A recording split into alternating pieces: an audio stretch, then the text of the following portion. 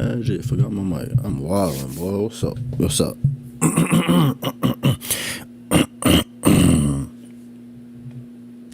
Hello, good people. What the fuck wrong with me? Ah, man, oh man. I need to start doing this every day. I ain't gonna lie. I need to get on timing. Even though nobody in here, but still, you know.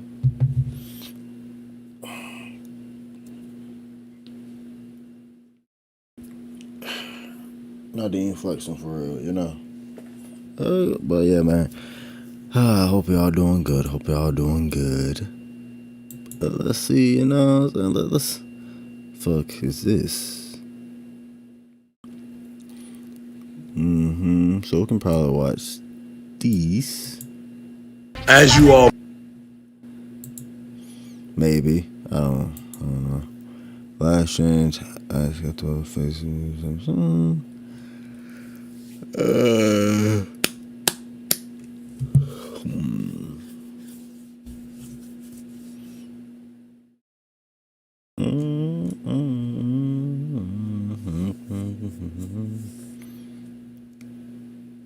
The fuck?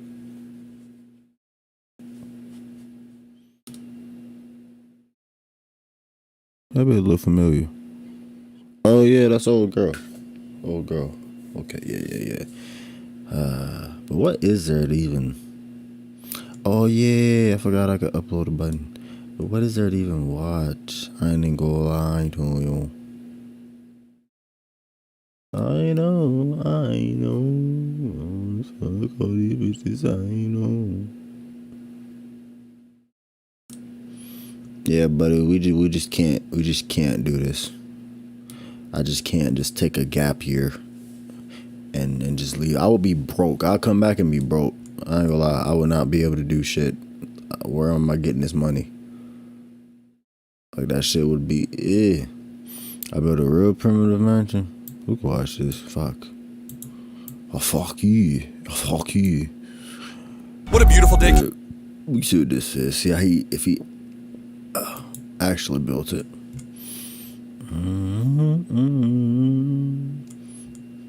God damn, nigga. Who farted? Crazy. Did I get that? Okay. But yeah,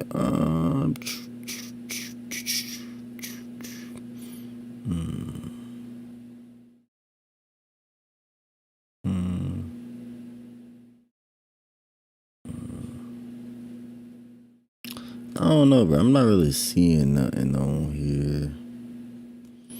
If I'm being honest. My God, we not going off them presents. I'm not even gonna lie to you.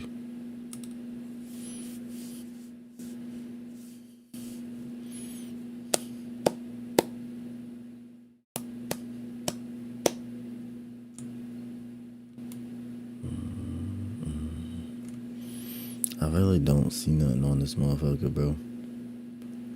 I don't. Yeah, there's nothing here. Ew, there's nothing. Ew. Did I add anything into my watch later? No, I didn't. Fuck, man. Must be okay. Hey, yo, what's up with this? What's up with this, bro?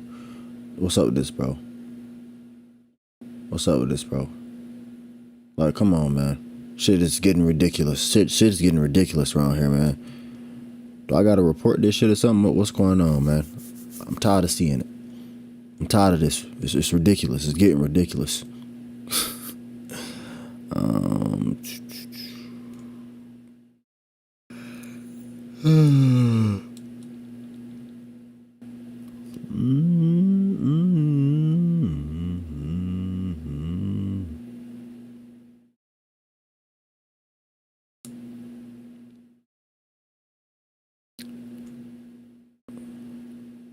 The fuck?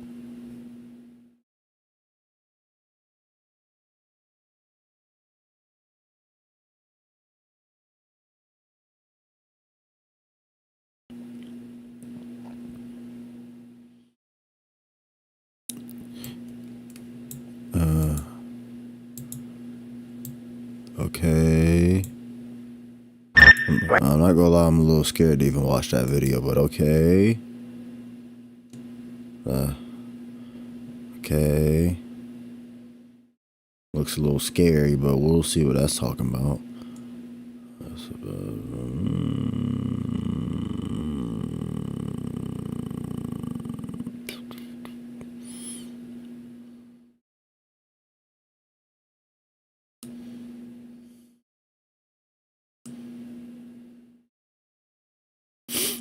I know. I know. These bitches, I know.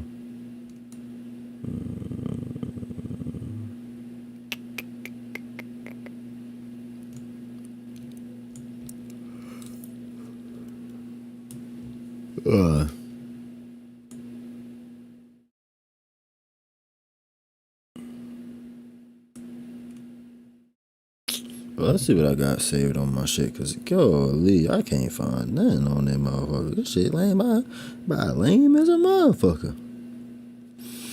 Already watched that. Let's see what they talking about with China.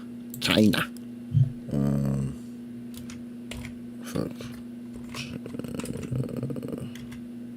I'm trying to type with my fucking like my microphone in a way.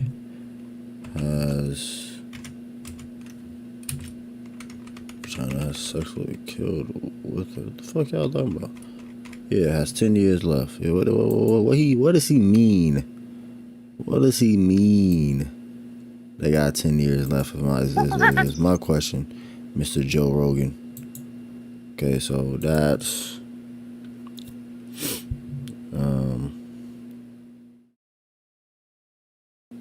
I go lie. I think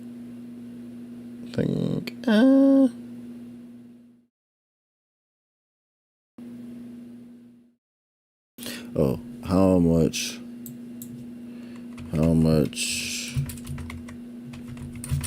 weaker, oh fuck, weaker are the MCU villains? Gonna watch one of these. I'll figure out which one.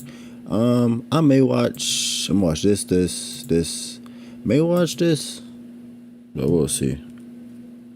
This is the Joe Rogan experience. Joe Rogan experience. I'm gonna watch this one first, and I ain't gonna lie. Wait, yeah. Canoeing the Amazon rainforest. I hope nothing goes wrong. Whoa, what is that over there? Whoa. Bro, it better not be no spotter. That's all I know. We'll drink water. It better not be no spotter. That's all I know. My friend told me, bruh, this nigga went. Fuck it, yes. This nigga went to a motherfucking. He was on a boat like this with his friends, bro.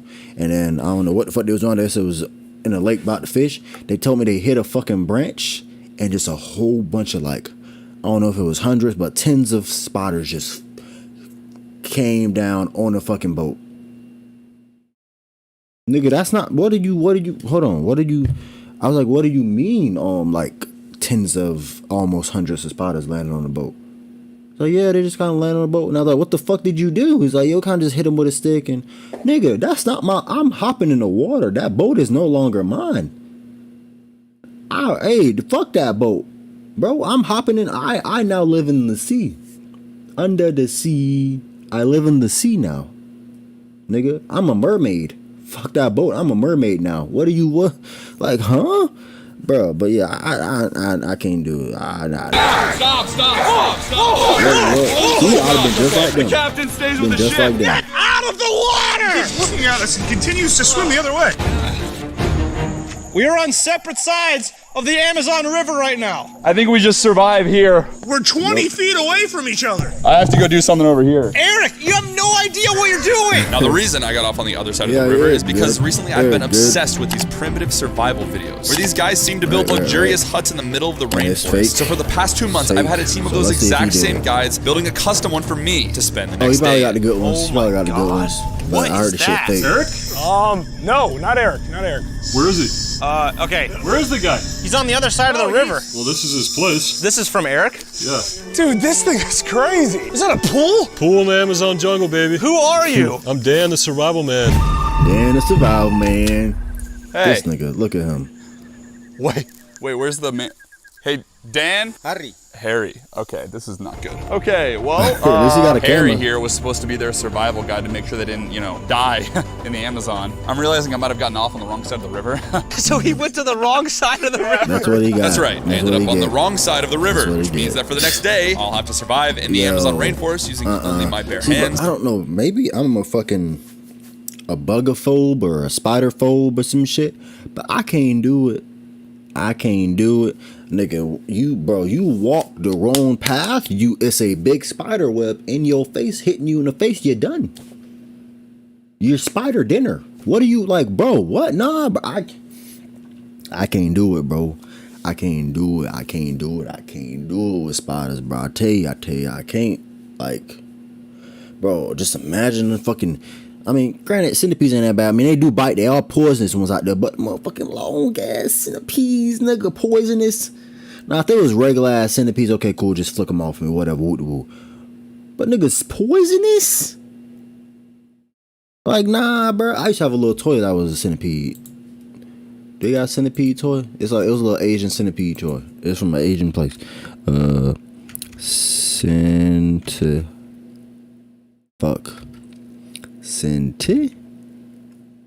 Fuck, I don't want to fuck it.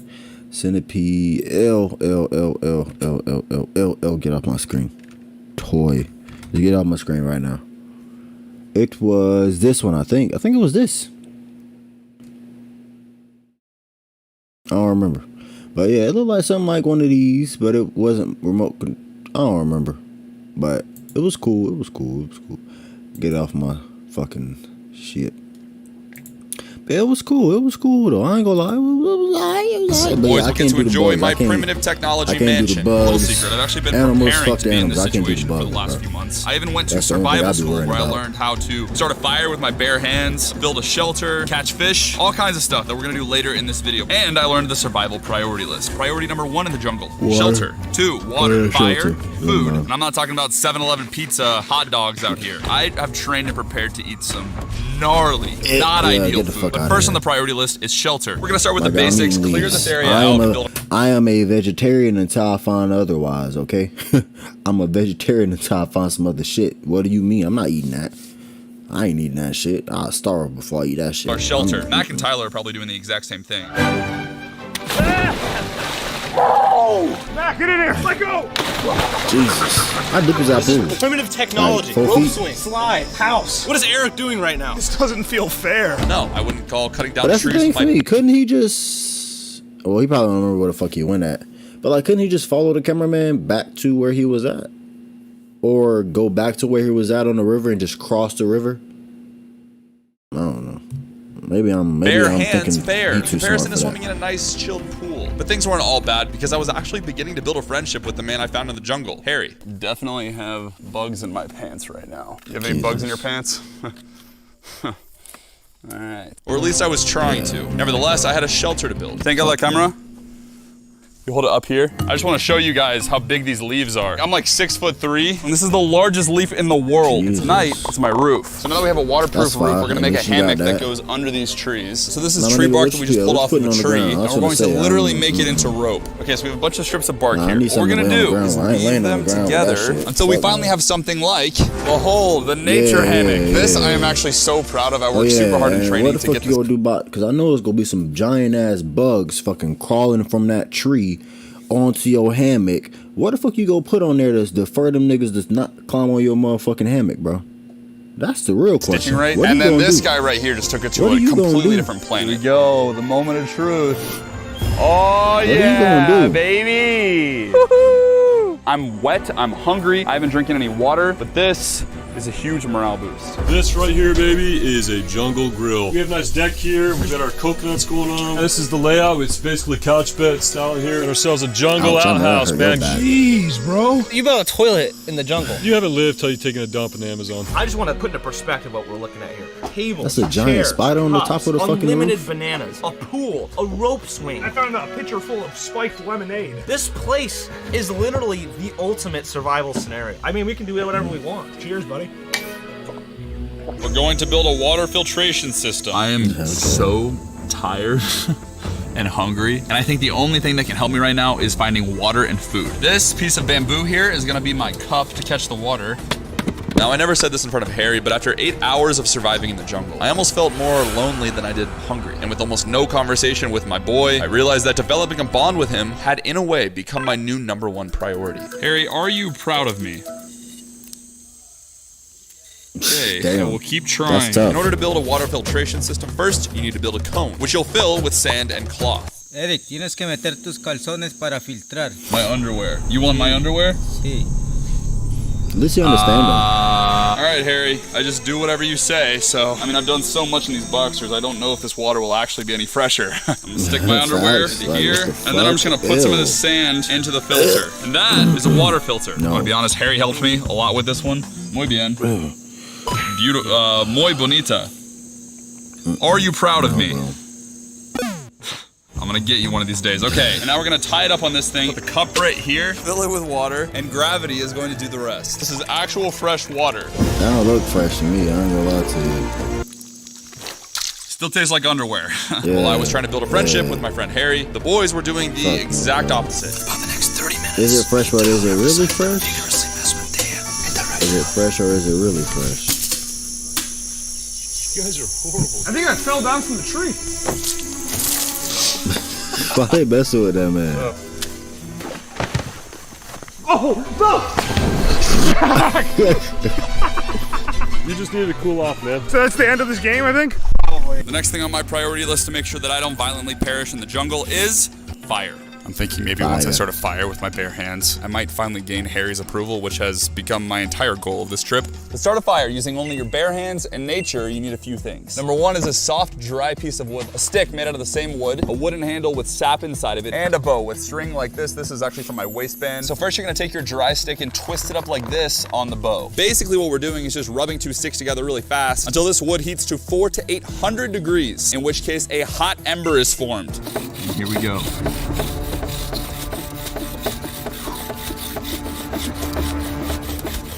For smoke.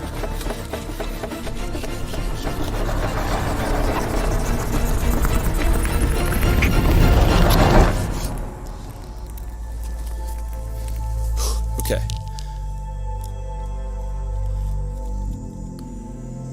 We have anything? Don't.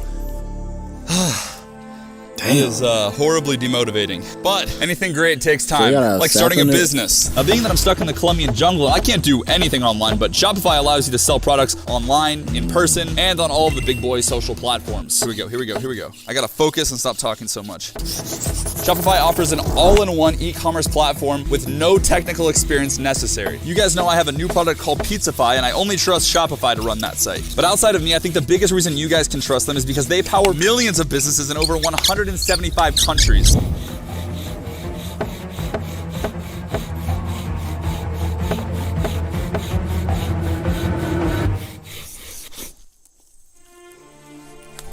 Okay, we got a Oh, coal, there we we got a go. coal, I we got seen a it. coal. I seen it. I seen it. There we go. Coal right there. Okay. And once you've got your ember going, you lightly push it. There we go. There we go. There we go. Light now. Light now. There we go. There we go. Yeah, here we go. Here we go. Here we go. Here we go. Woo! I trained for this moment. Once you have your fire, your business yeah, going, yeah. you can enjoy it with your friends. Like sure. Harry. Harry, come over here real quick. You and me, we're friends, right? So if you're ready to start your next adventure, you can use the link in my description to get a 14-day free trial of Shopify. So I've got shelter, clean water, fire. All I need now is food. I learned in survival school the easiest way to get food in the Amazon is to take a hollowed out log, put it in the bottom of the river, and leave it there for a few hours while fish and other river creatures swim into it. Oh, Really? my. About as fresh as it gets out here. Folks, Throw 'em on a grill. Bro, this is an actual feast. Oh, you got anything for dinner? Yes. What? Oh, there is something in there. What is that? Let's see what we got in here. Oh, I heard it. Oh, I got crab. What? Yeah. Dumb man crab. Why your dumb I man have to went in say, there? finding food did seem to make Why he Harry went in happy. there? But that boy which dumb, made boy. me happy. This I did a shit, pretty man. good job, huh? Dumb man crab. Never mind. Now, a big strong man like me needs to eat more than 2 crabs to stay alive. So up next, we decided to try fishing. Yeah, baby. So that right there is gonna be our fishing pole. And this stick right here should be able to catch up to a 20-pound fish. We've got a tree here. I've got some natural line. I'm gonna throw it in the deep end and see what happens. Oh my We God. got some steamed rice, jungle plantains. We have sourdough fish, tropical fruit juice. Bottoms up, boys. Oh, this is so good. It's so easy for us to survive in this situation that we're actually just enjoying ourselves. Like, my greatest fear is that I might choke on a perfectly cooked fish. Turns out I'm a phenomenal fisher and totally did not spend the majority of the rest of the day sitting right here to only see this. Oh! Did you see that? That was a fish. Thankfully, Harry was slightly above average. Oh, okay, Harry.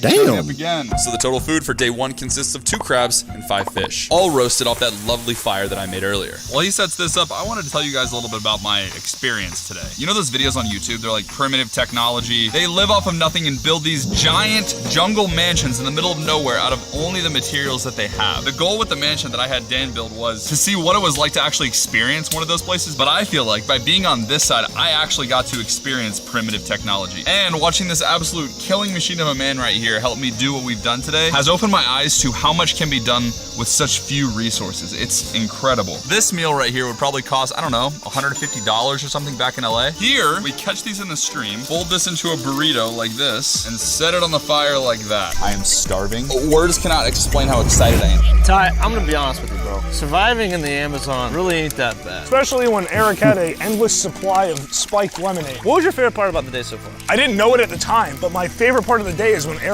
separated from us. Damn, that's All right, tough. taste test. Oh, yes. Here we go. Cheers. Come on. What you gotta eat. Oh my gosh, it's so good. I cannot get over the fact this food right here was free. There's no grocery store involved, just a guy with a stick. It might be late, but the boys do have one more surprise that I set up for them. Boys, I'm gonna tell you that's not the best part of your day. Things are about to get real.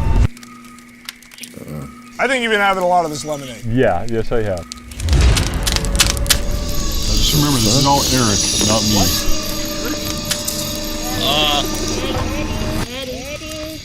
Eric? That makes sense. Eric set this up. They're asking for Eric. Ladies, let me introduce myself. I'm Eric. How you doing? I'm also Eric. both Eric. Follow along. Okay, follow along. They're the experts. I drank too much lemonade, Ty. We're really busy.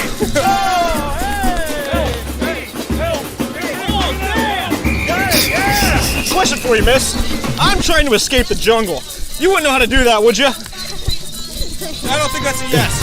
We're finally going to shut down for the night and crawl that's to tough. bed. What We're the gonna fuck leave you the fire talking going to detract predators, and when it dies down, it'll keep the insects off of me, hopefully. Harry, how do you think we're gonna split this hammock? It's like maybe I take this half and you take this half? No. What do you mean, no?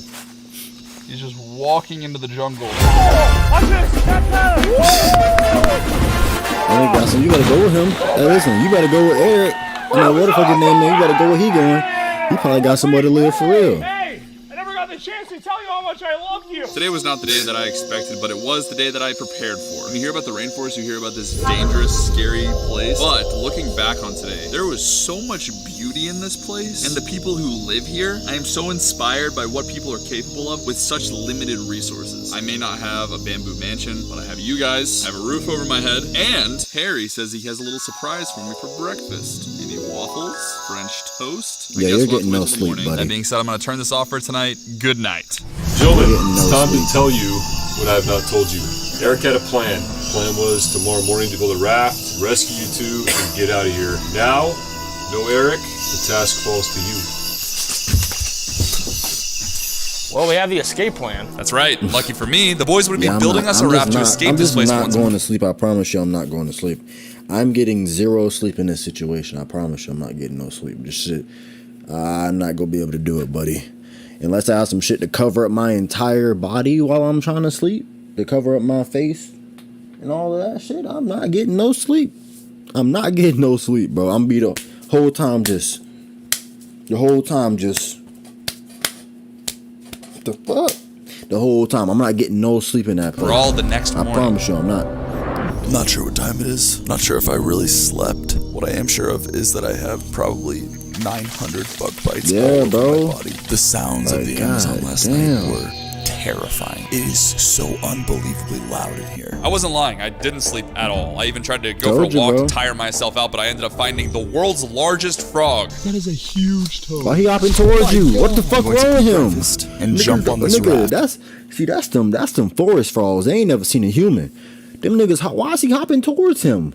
See, the frogs out here, them niggas hop away from you. They don't hop towards you. That's them country frogs out there, but they don't know what's up. Them niggas hopping towards you. Unless they decided to not make the raft and forget about me, which is possible. Rise and shine, boys. Time to get to the main river and build us a boat. Have a banana. No, I've never handled one of these before. It's a good time to learn. I'm just gonna hope for the best. Dan, look at me. That was much faster. While the boys were hard at work, I still had Harry's breakfast surprise to look forward to. Come on in, Harry. What you got, like a slug or some shit?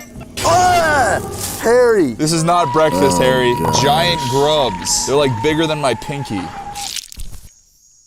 You want to eat? We're gonna eat these together? Okay. I feel like if I eat one of these, maybe Harry will finally say he's proud of me, maybe? Oh, God. Okay, here we go. Cook him at least. Oh, please, my gosh, dude. Oh, my gosh.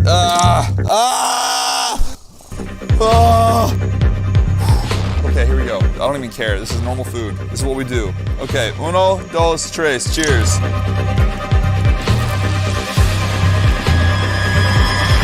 Yeah, I'm just not doing that. Yep. Yeah, I'm just not doing that. I can't do it, Harry. I can't do it. Yeah, he not eating chewing. Look at him. He not eating it either. He know that's some bullshit. He not eating it either. Look at him. Look at him. He is not eating that shit. Bro, get out of here, bro. Get out of here, bro. By eating that. Man, it got me fucking itching and shit. What is wrong with niggas, bro? Breakfast I thought we were gonna have here. Harry, I'm sorry. I'm sorry. We're still friends. No. All right. No, I'm not. Oh, that was a horrible experience. Hey, bro, find me a fucking protein leaf or some shit out somewhere. there. Boom. I don't know, bro. Harry, I've got to talk to you. I may or may not have some friends who are also stranded in the jungle, and they should be preparing a raft to come save me. I don't know if this raft is actually gonna have room for both of us. So I think we're gonna have to part ways here. I don't know how else to tell you this. I think this is kind of where our roads diverge. Maybe we'll meet again one day. Here, come bring it in. We're gonna hug it out. Hug it out. Dude, been a pleasure. Bueno trabajo, Eric. I did a good job.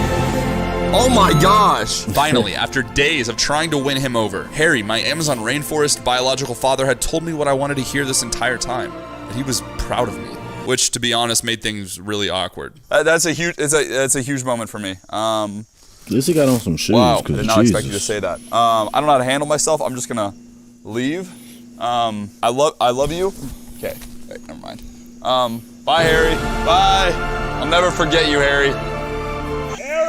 Eric, you got a raft! Get your mustache, blue eye looking over here! Sounds like the boys are ready for me. Eric, I see him! Eric! That looks He could probably just went back to where they went, We're bro. still boys, right? Yes, we're still boys. Okay. Is this considered a working raft? We did it! Yes! Yeah, that's just not working. Our raft doesn't look great, but we did end up escaping the Amazon rainforest. I got on a plane, flew home, got into bed that night, but I know I'll never stop thinking about Harry. Wait, is this still on? I just can't do it, bro. I feel like I could survive, but me, I'd probably go crazy. I would just probably go crazy, bro. Like I just hate bugs. I'm sorry. I just hate bugs. Let's see what this shit. I don't even know what the fuck this is, bro. What is Wake up, filthy. If you go to a Playboi Carti concert, you'll feel a radically different vibe than any other rap show you've ever been to. As soon as the beat drops, that and the Travis Scott concert, yeah, them niggas, they got it. I will never in my life go to one of those concerts. You got me all the way fucked up. When that mosh pit start, I'm gone. I am leaving. I'm going home. I'm done for the day. I'm not going to that shit. I'm not trying to get punched in the face.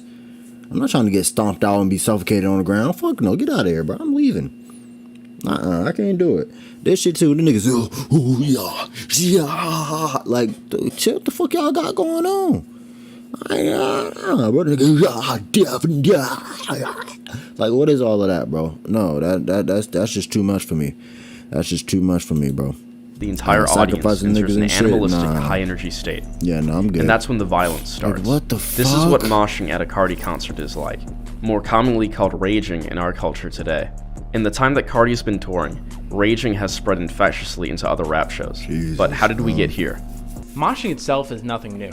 Its humble beginnings as a niche form of crowd expression can be traced back to the 1970s and through the 1980s. Punk bands such as Minor Threat, Bad Brains, Black Flag, and The Germs can be looked towards as really popularizing it within the hardcore punk scene. This already gives us a connection to Carti, as he said that these bands have influenced him. Alongside his Anarchy tattoo and the Bad Religion tattoo, another punk band, he's also been seen sporting vintage Black Flag merch and references The Germs in his own merchandise. Through the 90s, new bands took inspiration from these older hardcore bands, and the sound evolved into grunge. Grunge exploded in popularity in the 90s, with the most well-known example being the Naked Baby Band. And as grunge became popularized, moshing followed alongside it. Imagine for a moment, grunge bands like Nirvana, Alice in Chains, or Soundgarden selling out huge venues with large groups of people forming chaotic mosh pits. But it doesn't stop there. The thing to really kick moshing into popularity was all different concepts. Oh, I thought he put a motorcycle into the crowd. Yo, I was gonna say that's a lawsuit, nigga. What the fuck is wrong with you? Really kick moshing into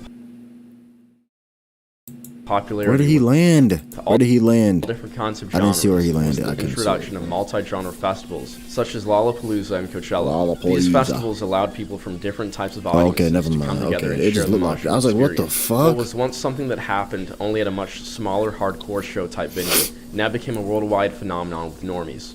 I can remember it at Lollapalooza. I saw like maybe the most wicked pit of my life. Fast forward to 2016.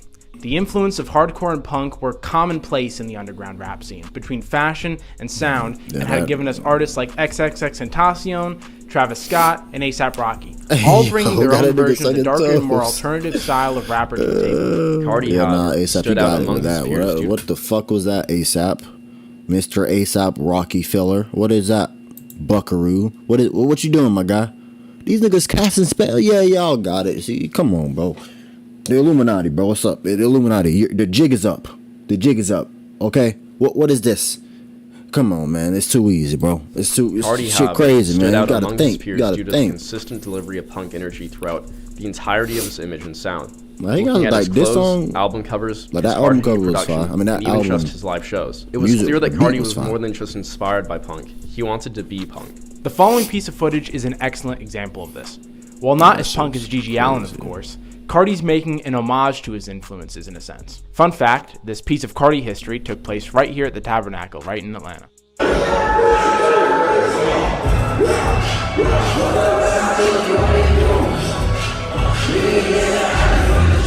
Looking at Carti's most recent album, Whole Lotta Red, we can see that this style he's been curating has only become more refined.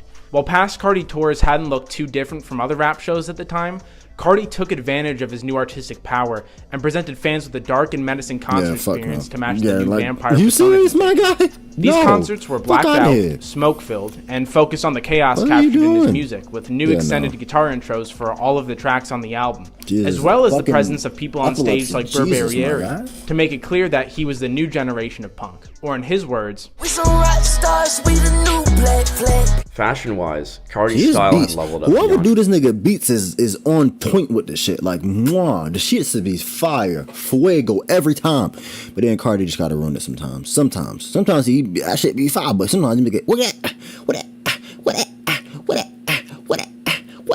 Like, bro, I need you. Come on, bro. That's it. Just the whole song be that.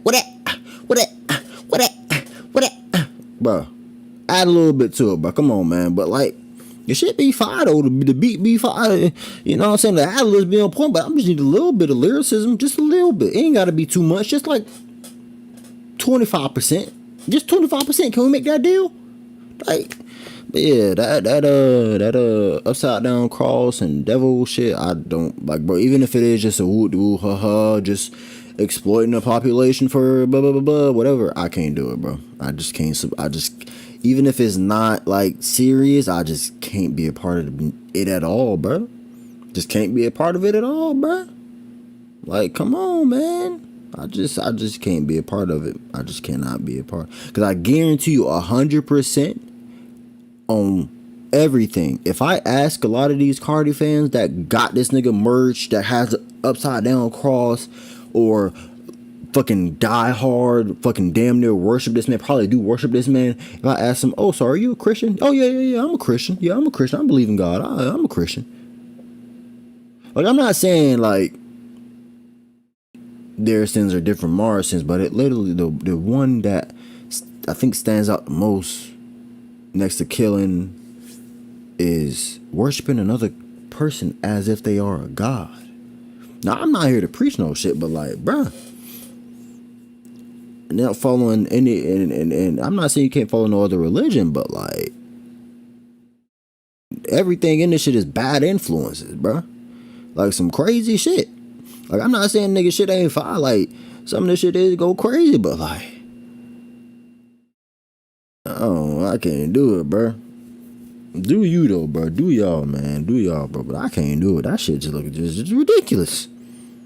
Blasphemy. Conscious the punk influences, mixing in elements of metal, goth, and glam rock.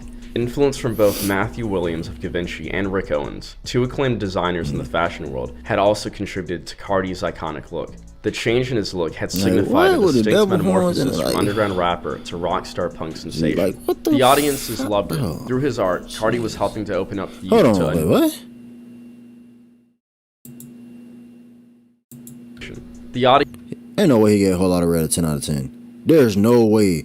I'm not saying it's not a, like, he can't have like a, this is not like this can't be a good album for somebody, but there's no way he get a 10 out of 10, bro. There's no way. They gotta be joking about this shit. Cause it's some albums I've seen, I'm like, ooh, that is a great album. Like, you can't even deny it's a great album. It has everything. That nigga get this shit a fucking 6 out of 10 or some shit. So I don't want to hear that shit. You know, audiences loved it. Through his art, Cardi was helping to open up the youth to a new and more brutal expression of energy at rap concerts. I'm not trying to be brutal. I'm not trying to fight niggas. I'm not trying to punch nigga in the face to express my energy. Like, see, the shit just crazy, bro. This shit is crazy, bro. I'm not trying to beat niggas' ass just to express some energy. What the fuck? Like, no, bro. No. Cardi go with this new creation of his. Through a wombo combination of Cardi's King Vamp tour, the seemingly never-ending leaks of his music, his features on Ye's Donda 1 and... That should be fire. In this song, he do that on...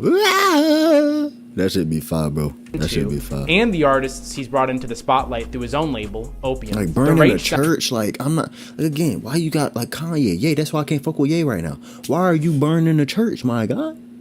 Even if it's a symbolism of some crazy or deeper shit, why you gotta burn the church? That symbolizes, that symbolizes a good place for a lot of people. Why you gotta burn that, bro? Like, just leave it out of it. Why you gotta disrespect it like that? Just leave it out. Like somebody fucking, that's like somebody burning a picture of something that's very important to you. I don't want to say his mom because that's OD. But like, let's say somebody burn a picture of some shit that's very important to you, a very important picture of something for you. Ain't gotta be your mom, it can be anything of importance to you, and they burn that picture. Dude, would you not be mad about that? Feel disrespected that they did that to you?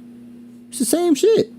You're burning something that has significant meaning to somebody out of some message you want to send her or whatever the fuck the reason was. Like, bro, you ain't gotta do that. You don't why did you do it? You don't have to do that, bro. Cause you gotta think about the general public. The general public not go think deep. Oh yeah, the church has a higher meaning because back in the 1860s the church was they didn't allow certain people. Like, nobody's looking at all that, bro. Nobody looking at all that, bro. Like, come on, man. Shit crazy, bro. Come on, man. Sound that Cardi's helped contribute to, which was once so controversial to critics and fans alike, is now more popular than it's ever been. From the perspective of where we are in the music scene in Atlanta, this is especially true for moshing. The term opium has now become a full-fledged genre of style, with kids rushing out to wear the same Rick Owens Ramones, Balenciaga Raver pants, and upstanding crosses, all purchased with their parents' credit card. Crazy. Now, some of you might say, well, raging isn't the same thing as moshing or what any of the old school punk guys were doing, bro. And Cardi's not punk. And even if like that's like, I guarantee you, ask them like, oh, do you support voodoo? Like, are you a Christian voodoo? Whatever. Well, yeah, that's like me wearing a fucking I don't even know, bro. That's like me wearing whatever religion. I don't even know. That's like me getting the fucking the Buddhist, something about Buddhism, and I said, oh, so you like Buddhist? I'm like, nah, I'm not Buddhist, nah. I just wear this chain a lot. Like, bro, what's up, man? You're literally showing support towards something you obviously not a part of. Like, I ain't saying it's crazy. I ain't saying it's bad, but like, bruh, what am I talking about? Shut the fuck up. What am I talking about, bro? Things are true. What's interesting about the rage phenomena is that at the very least, it's opening kids up to the idea that they don't have to be stuck in just one type of aesthetic or sound. I mean, he has kids that have only been listening to rap their entire lives, going to his shows wearing Norwegian black metal corpse paint. It seems that the culture is now moving into its heavier phase. See, like, that's okay. Like, that go ahead. All black this. Black dripped out in the black with the wazoo. You know what I'm saying? Do all of this shit. It is what it is, but you know what the shit means. You know what this means, bro. You know what this means, bro. You know what this, like, you know what it means, bro. And niggas still fuck with it. That shit crazy. That shit crazy, bro. Look at this comment. Be yourself, kids. There's only one Cardi. Yeah, glad. But yeah, I don't know, bro. Do it, everybody do you, man. Everybody do you, man. It seems that the culture is now moving into its heavier phase of 2000s nostalgia, with the sound and style of things like nu metal, like Deftones, and the fashion of that time, which we now see as Y2K, absolutely exploding on all platforms, like TikTok, where so many songs from the 2000s are becoming trending sounds, or apps like Depop or Grailed having Y2K as their top search. Between everybody's clothes being 3 times oversized or rock guitars really beginning to take over trap beats, we've yet to see anybody take this to its absolute peak. And as for the future of moshing, who's to say we won't see slam dancing becoming mainstream or hardcore style moshing with roundhouse kicks and pits that stay open? Maybe these things will continue to cross genres even more now that seemingly every artist has a sound that's some sort of mix of genres. And does it even matter? Seeing that there's a community for every kind of style now, you're bound to find your people no matter what you're into. One can only imagine the implications this has for people who want to gatekeep their part of moshing culture. Some may argue that raging will make these lesser celebrated aspects of moshing more diluted and commercial. Others might see it as their niche finally getting the recognition it deserves. At the end of the day, these things are certain. Facts. People want to rock and people want to rage.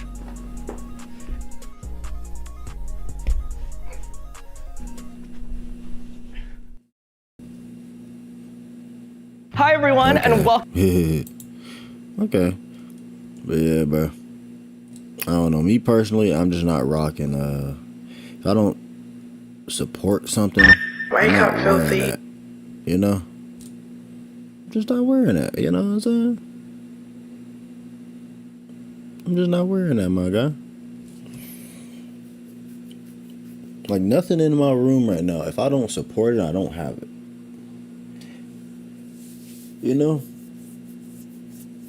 Granted, there's some crazy shit like, oh, do you support fucking Balenciaga? I don't know nothing about Balenciaga, but like, you know what I'm saying? But China, let's see, you know? The Joe Rogan Experience. You like, you just living here, like, you know what I'm saying? You got a full family, wife and kids, you know what I'm saying? Grandma, grandpa, brothers, sisters.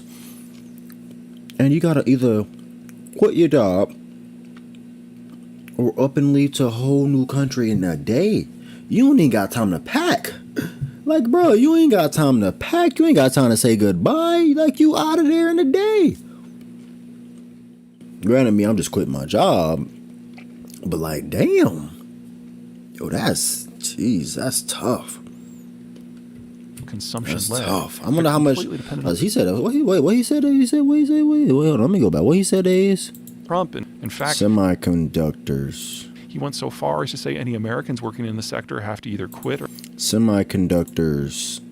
Semiconductor workers' pay.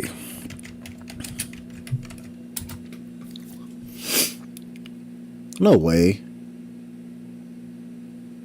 No way. No way.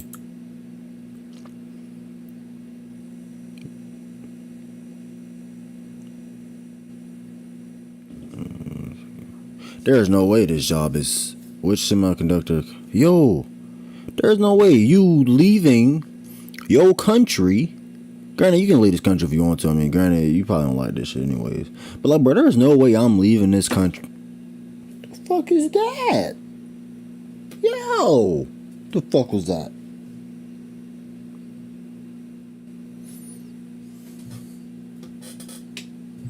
Yo, shit just be moving, I swear, man. Got ghosts in that motherfucker. But like, I don't think I'm leaving this country for $100K a year. 100. I mean, granted, if you ain't got nothing else going, you know what I'm saying, you don't think you're worth, but $100K a year to leave the country? Never come back, probably? In a day? Nah, I can't do it, bro. I can't do it.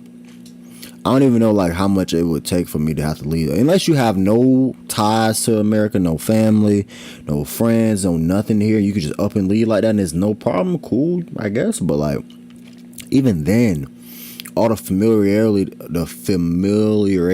that you have with this country, bro. Like, you gotta speak a whole, you gotta learn a whole new culture. It's a whole culture shift. You gotta learn the do's and don'ts. It's just too much, bro. For $100K a year? Nah, can't do it, bro. Can't do it. I can't do it. Oh my. Like, what?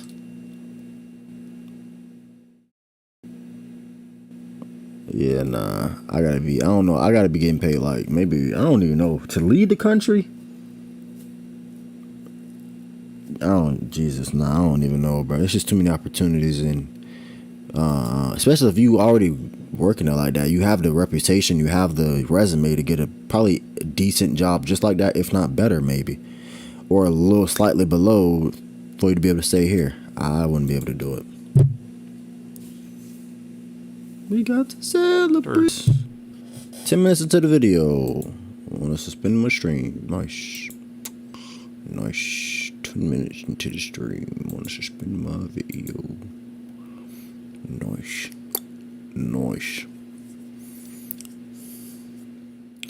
We have to celebrate our differences. What do you mean? Now, normally I consider myself pretty immune to advertisements on the internet, but when I was scrolling through TikTok and I got an ad for this Iron Man helmet, I'm not gonna lie, I fell for it. I am too much of a Marvel fanboy to scroll past something like this and not at least look at it.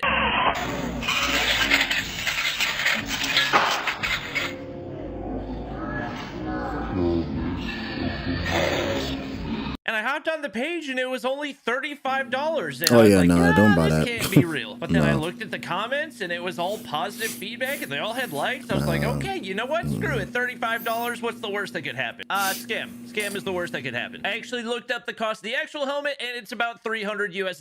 So if you see anybody advertising it for anything less than that, don't fall for it. Now, normally I consider myself. That's tough, my guy. You got finessed. You got finangled.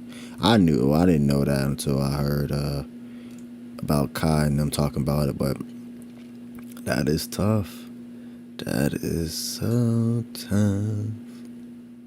That is so tough.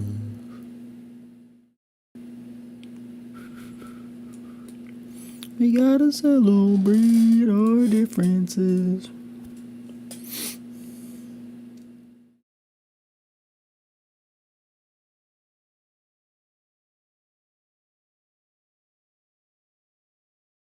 And see, this is why I'm glad I look at my stream, because especially with YouTube suspending your shit, I would never even know. I'd be sitting here the whole time just, hey, yeah, blase, blase, just talking, and my shit ain't even on here.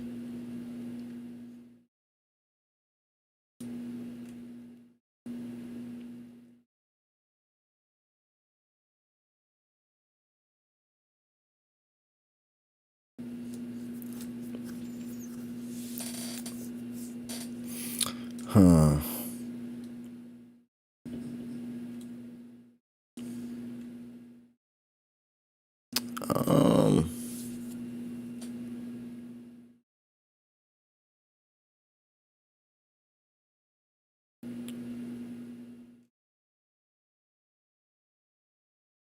I'm not gonna lie, don't see nothing. I'm not gonna lie, don't see nothing. We could probably look at this one.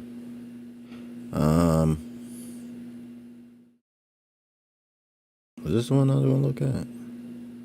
How much we could versus the comics? If I'm taking you with me, let's see what it's there's some rules you gotta follow.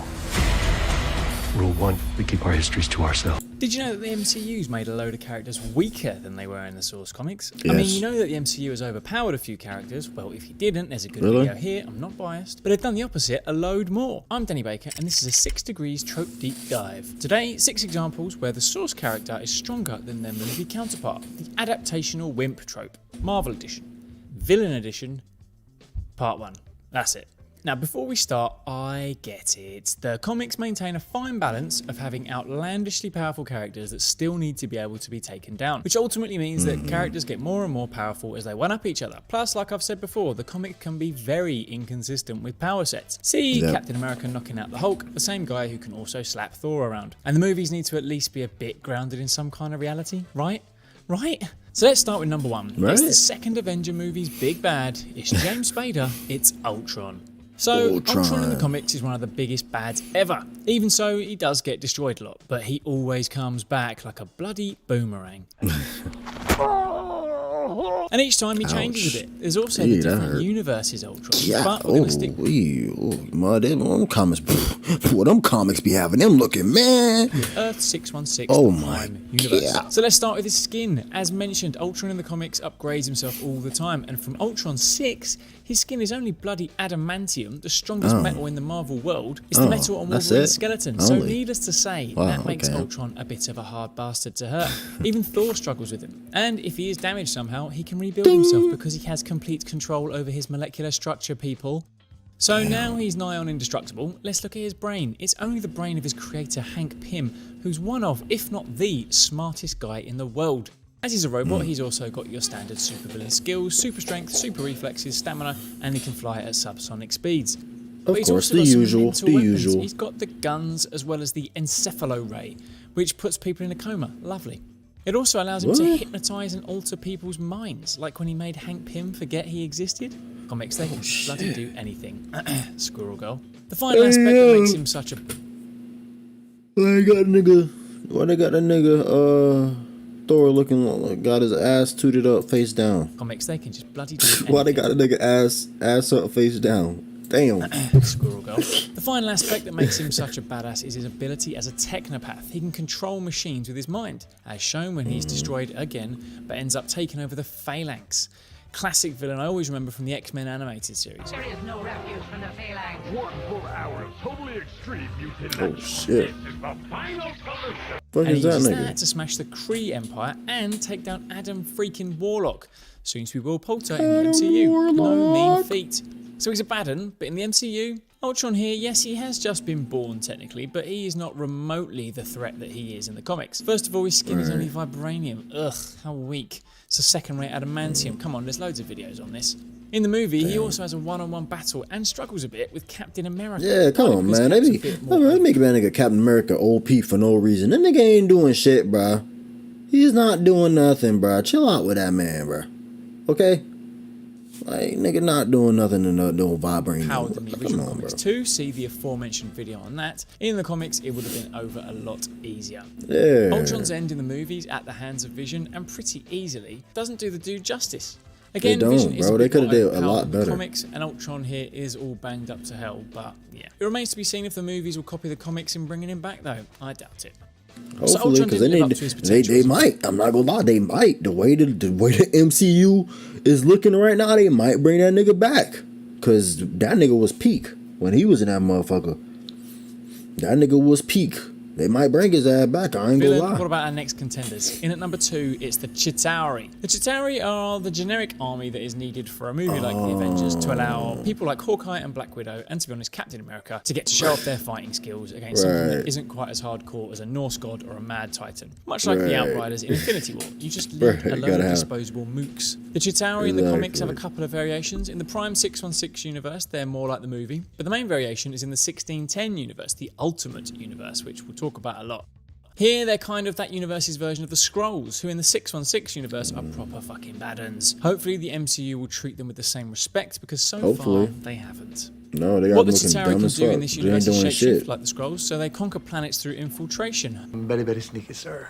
Like during World War II in their universe, and when they come into contact with a human, they suck out the organs and get their knowledge, which really helps with being a shapeshifter. They've also been known to have heightened strength, and one of them, Herr Kleiser, is so hard to kill that they have to send the Hulk to eat him. Comics can be dark, man. Have you ever read Old Man Logan? Hulk eats people a lot more than he does in the MCU. But in the movies, they're just fodder. Rubbish fodder. Sometimes they seem like they're going to cause trouble, that they've got some decent guns, and obviously those Leviathans are big. But yeah, mostly it's a nice way to show some creative ways that the team can do some damage. I'm not going to lie though, when the Hulk goes bananas and starts smashing them up, I bloody loved it.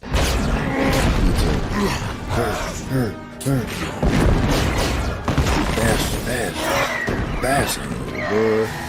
Jesus, throwing niggas through the building like it's nothing. What happened to They're this also whole what's known brand? as a Keystone Army, an army that seems pretty overwhelming, but they have one weakness that just ends them in an instant. A bit like in Edge of Tomorrow, see video here on that. When you kill the Omega, all the mooks under it die. In this case, it's taking out the mothership, like Iron Man does, just drops them all in their tracks. The MCU even takes the piss out of how shit the Chitauri are, with this Endgame deleted scene. Chitauri, the suckiest army in the galaxy. Why don't you just blow up the mothership? We didn't know that was a thing. You didn't know that was a thing! See, Rocket knows what's up, even when it's not fully rendered. Okay, back in Avengers Age of Ultron territory now, with the man, Andy Serkis as Ulysses Klaue. So the comics and the movie start similar. He's just a horrible bastard. He's actually linked to Hitler in the comics, and he needs vibranium to power a machine that makes sound into physical mass. So, like the movies, he's coming up against the Black Panther, T'Chaka, who he actually kills, and then he loses his arm in the process thanks to a young T'Challa. This is where Klaue, spelled differently now, starts to get a bit more badass than his movie counterpart. His arm now has the sonic gun on it, which is like the Green Lantern ring a bit, in that it can create anything he can think of out of sound. And ultimately, he ends up jumping in a similar machine and becoming an immortal being of pure sound with super strength and all that jazz. The comics really just ran with anything. So needless to say, the movies have toned it down a bit with the excellent Andy Serkis. I made it rain! Yeah, that nigga fires the actor, bro. Film and not be CGI. As mentioned, they start the same way. He's more of an arms dealer, no Nazi ties this time, and loses an arm very casually to old mate Ultron in the movie. At me. Do I look like Iron Man Stark? Yo, they need to bring this nigga back, bro. This nigga, Ultron was just so funny and just badass at the same time. Like, he was a perfect combination, bro. And whoever voice acted him, bro, I don't know, bro. I just loved it. It's same with, like, bro, just like with Bane. Like, they have that undertone, the dark ass humor, but you know they about their business at the same time. I just love that, bro. Love that combination, bro. Don't make them too funny, and don't make them I mean, you can make them too serious if you can do it right, but like they don't be doing it right. But this nigga Ultron was on point, bro. Damn. I'm sorry. I'm sure that's gonna be okay. I'm sorry. Yeah, like, bro. Understand. He does get bro, like the way he be talking, bro, is just so it's just not as fire. powerful as the Sonic thingy in the comics, and he remains human throughout, and thoroughly not immortal as he's shot by that sexy Killmonger. And next Marvel villain to get a bit of a downgrade in the movies is in at number 4. It's the man who gave up Klaue to Ultron in the movies. It's Baron von Strucker. So Mr. Von Strucker in the comics is much more of a big bad. He's one of those characters that is constantly plotting and scheming and being a naughty boy, as he's all up in Hydra. and again close with the big Nazi himself, Hitler. So he spends his time coming up against Nick Fury, Magneto, Daredevil, Captain America, obviously, the Punisher, and Wolverine a few times. The latter, images of which I cannot find for love nor money. He conveniently gets his scientists to make him age slower, very useful. And while he was in very good nick, I mean, look at him. Side note, in the comics, it is actually hilarious how everyone is an absolute bodybuilder. That's what I'm saying. That's what I'm just saying. The female looking fucking crazy. They niggas is souped up the whole, like, how everybody souped up now? Come on, bro. Even Hawkeye, that nigga, Hawkeye be working out like that? Nah, I don't be working out like that. Come on, man. How can I be working out? Roids to get those physiques, just like the actors in the MCU. And look, while Baron von Strucker is a good fighter, etc., he had no superpowers. He did die, then he got resurrected, because the comics can do that. And then he got something called the Satan Claw from Arnim Zola, him in the TV, which made him a load more badass. Basically, it makes him super strong and able to fire some electricity. He also bonded with the Death Spore, the thing that makes Marvel zombies, and he can now release that from his body. Yo, oh my goodness. If they bring Marvel they bring Marvel zombies into that bitch. Oh, it's up to me. Take my money, please. Please, I don't give a fuck what you do with it. Take my money. Take my money. You bring Marvel zombies into this bitch? Take my money. I don't even care. Just take my money. Just take it. Just take it. Oh my goodness, bro. So suffice to say, he's a lot more formidable than his brief appearance in the movies. He's in 2 of the MCU movies. In the post-credit scene of The Winter Soldier, we find out he's been using Loki's scepter to experiment on the Maximoff twins, and then we see more of him in Age of Ultron. But this version of Strucker is rubbish. He's hilarious, this bit, but rubbish. No surrender! I'm going to surrender. We delete everything.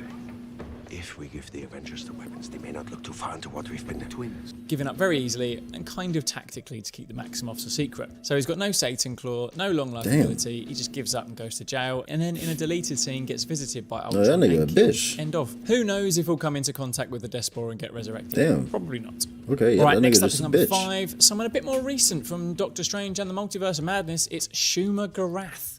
Oh, So this one is kind of an allowed adaptation of Wimp in that the MCU took a super powerful character and exported it to a movie with a different name. Shuma Gorath in the comics is a godlike destroyer of galaxies who likes to say his own name a lot. Like, a lot. Stop it. He's basically immortal, invincible, and a ridiculous level threat. Although he does get beaten by Doctor Strange a bit in the comics. He apparently ruled Earth back in the day, and I mean way back in the day, and he loved a bit of sacrifice. He demanded it even. As you can see, he's kind of a big octopus thing with one eye, much like the exported version in Doctor Strange and the Multiverse of Madness. In the movie, though, he's technically called Gargantos, who is another green, one-eyed octopus monster, who also likes to say his name, from Submariner comics, because of rights issues with Heroic Signatures, who published Conan comics over the name of Shuma Gorath.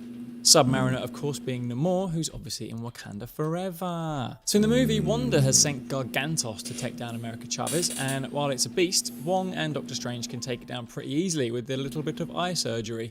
I guess Doctor Strange did already have a next level threat in the first one with Dormammu. They didn't need Shuma Gorath or Gargantos stealing all the thunder. Dormammu, I come to bargain. Okay, the 6th degree is here. Our final villain of part 1 is the Destroyer. Now, with such a blunt name, powerful, that and nigga. in the comics he is. The Destroyer isn't really a person, it's a suit of Asgardian armor. So it's made of super tough special metal and enchanted by Odin himself, the big dog, plus Zeus and some other gods. They all gave a bit of their power to this indestructible suit of armor to protect Earth in case the Celestials came back. These are the mega powerful, godlike beings that we saw in the Eternals. So needless to say, they tried to make the Destroyer tough as so it could take them down. So the suit is basically indestructible, more so than Ultron in his adamantium form even. It's got super strength, energy beams, a huge frickin' laser beam that comes out of its face. And if it's got Odin control, no man, that's from about it. that's no man, that was from Thor. I seen that nigga. That nigga look fine, Thor. I ain't gonna lie to you, but got his ass beat.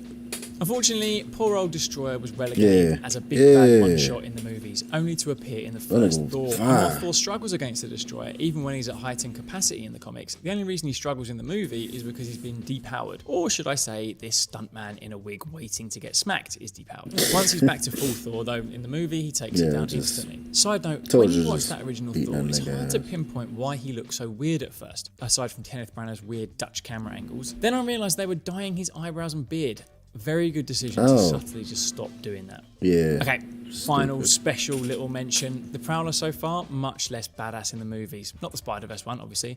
But, you know, it's Donald Glover, so it's forgiven. I heard you by the bridge. I know what a girl sound like. All right, Adaptation of Wimp, Marvel Edition, Villain Edition, Part 1, done. Clearly the MCU is picking and choosing what ultimate variations of characters they want to use, see what which I they guess is bring, fair bro. enough, as long as they keep some of the weirder bits out, you freaky Maximoffs.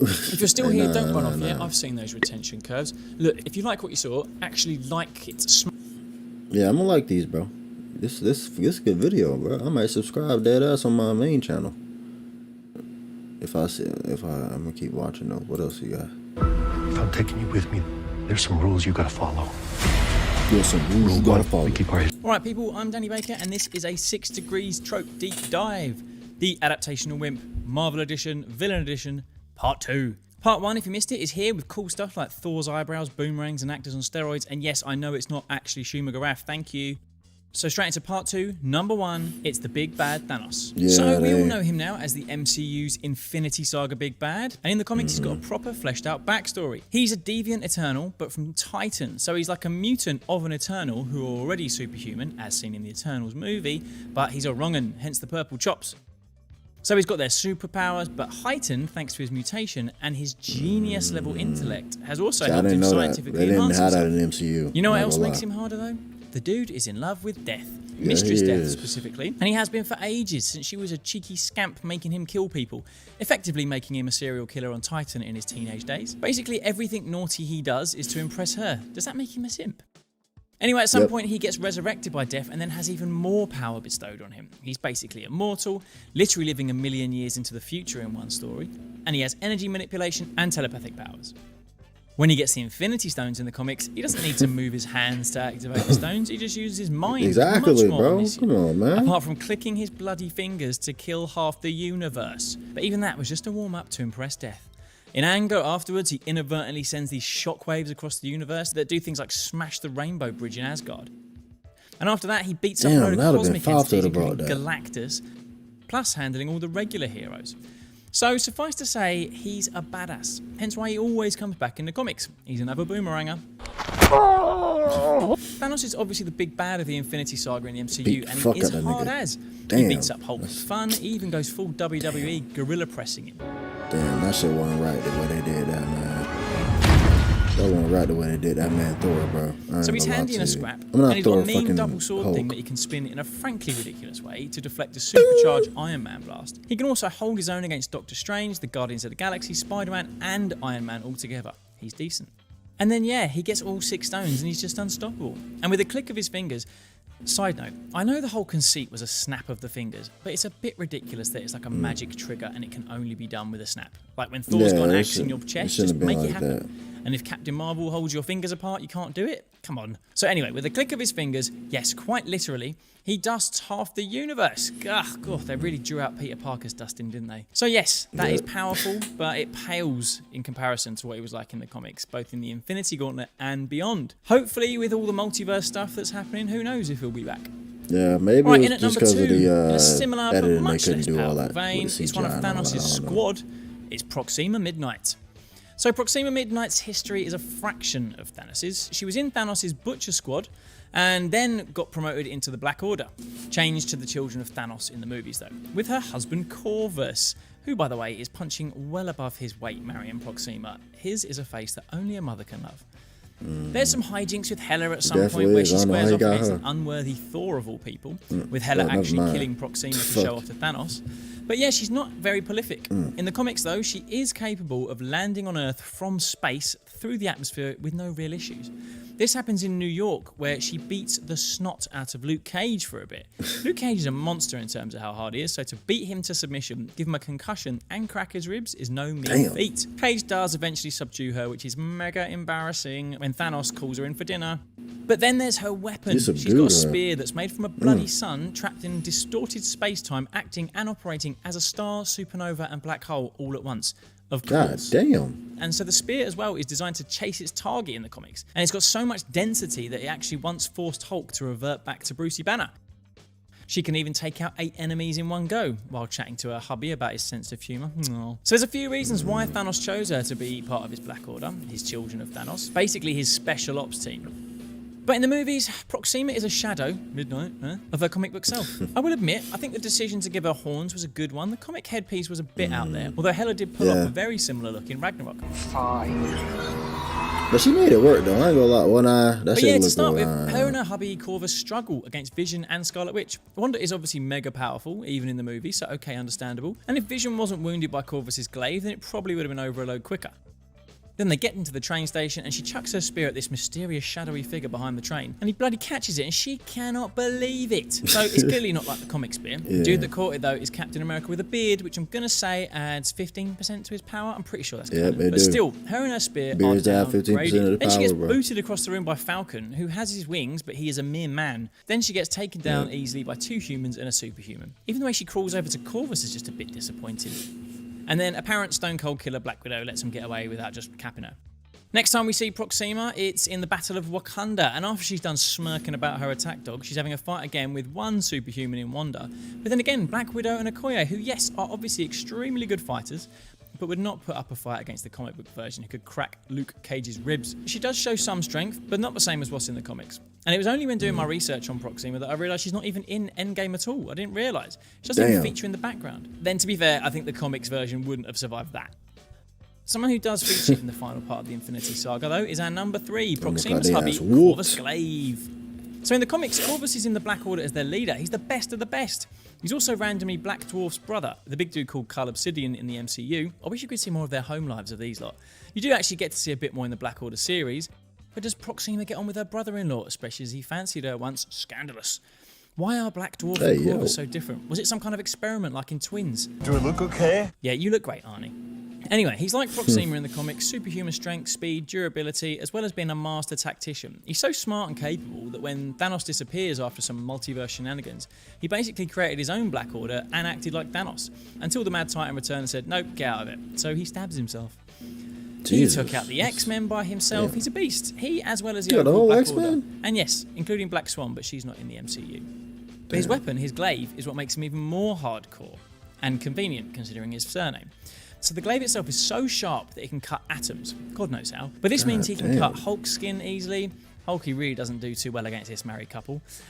And it can also cut Hyperion's skin. Hyperion being a ridiculously powerful dude who's basically the Marvel version of Superman, along with Sentry. Oh, shit. Corvus is somehow also linked to the glaive, so that if he dies, like he actually does at the hands of Hyperion in his first adventure, if you will, he can slowly come back to life if his glaive remains intact. So when Thanos and Corvus's wifey are encased in amber, it's a long story, Midnight has her hubby's glaive, and the crazy inhuman Maximus fires a bit of oxygen at his bones and he comes back to life. So yes, this weapon is nuts, making Corvus pretty hard. So in the movies, he's definitely been adaptationally wimped. He starts pretty well, taking down Vision with his glaive, giving him a load of trouble. I mentioned it in the adaptational badass video here, how it's not really explained that the glaive can hurt Vision so bad, but it does, so far, so threatening. But like with Proxima, once it moves to the train station, he's distracted by some mini... They're not gonna just let niggas be able to get defeated like that in Marvel movies, bro. They're not gonna let it happen. That's... I wish they would, though, but they ain't gonna let that happen. They ain't gonna let them die off like that. Missiles, and he's a load easier to take down than even his wife. Black Widow more than matches him and manages to stab him, which makes him unable to get up. Get up. Again. Cue them running away. Very disappointing, Corvus, mate. He comes back at Vision later in Wakanda, giving it the bigot to him. I thought you were a formidable machine, but you're dying like any man. When bloody Captain America comes and distracts him enough to get stabbed by his own glaive. They really were never going to do the whole he can't die while his glaive is intact. I get it.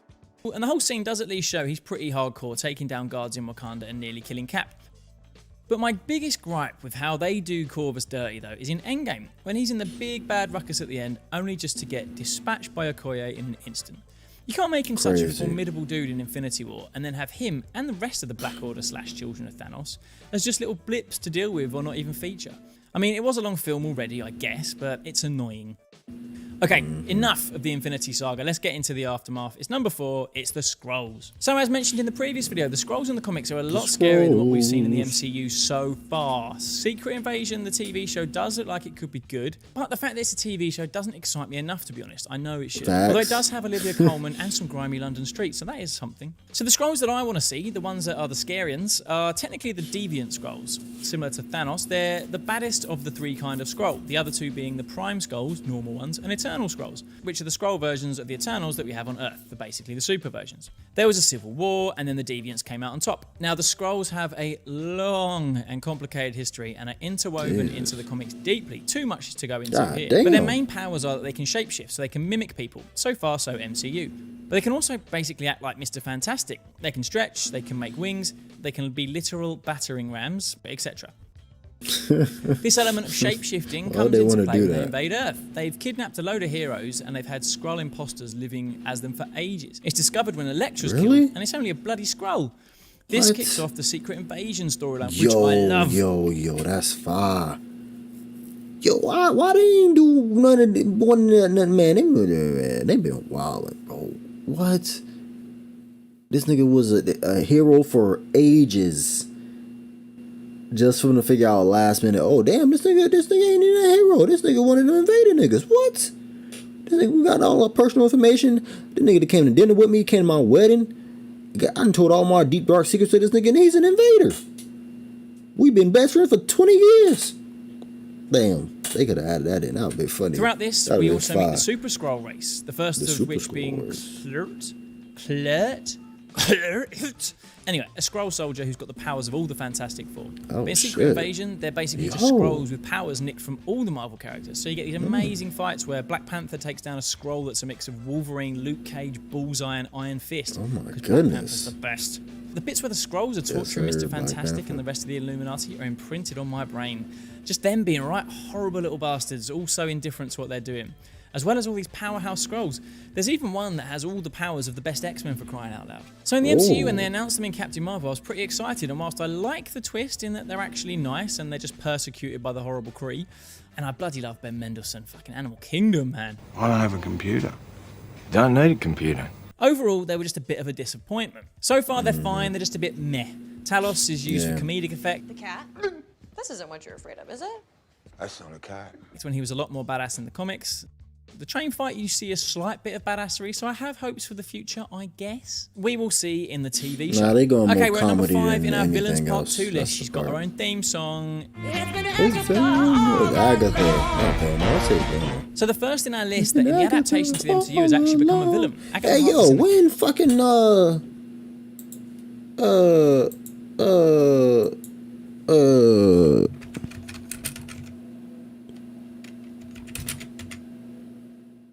when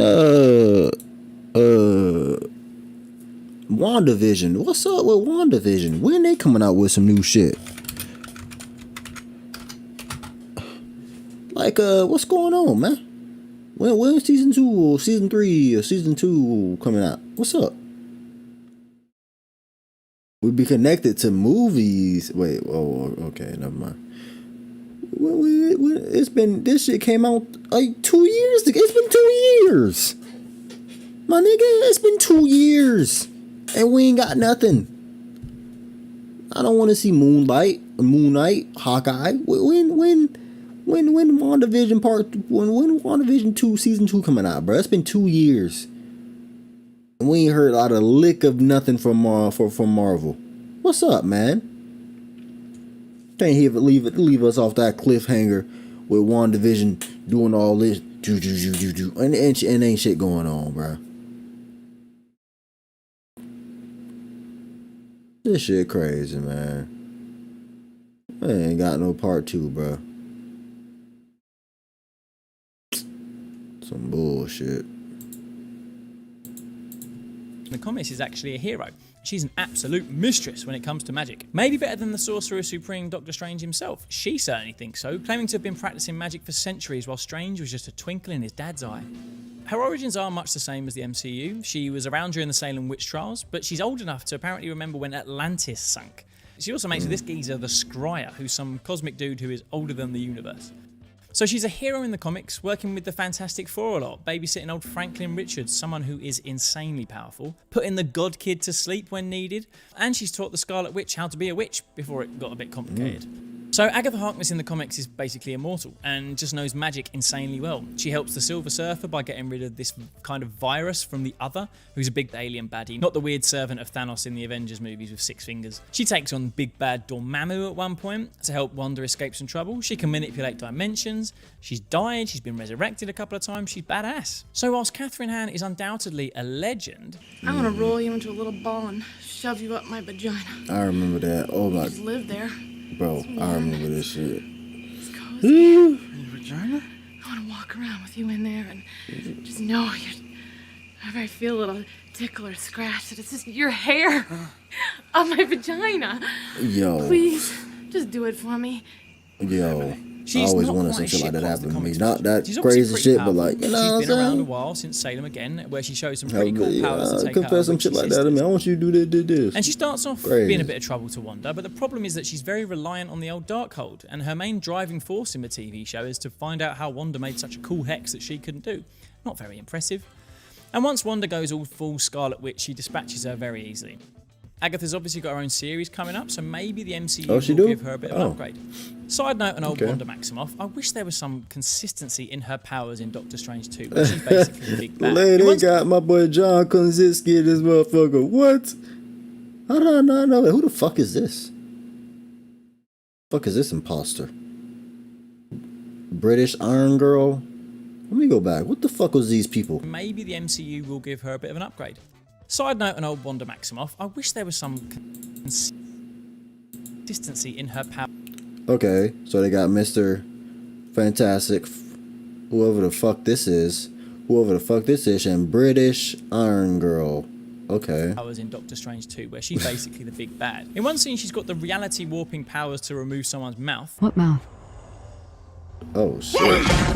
Oh my gosh! In another comically bad representation of Black Bolt. But when she's attacking Kamar-Taj, it's all blasts from her hands. Just make everyone have no mouths or noses and they'll all drop dead.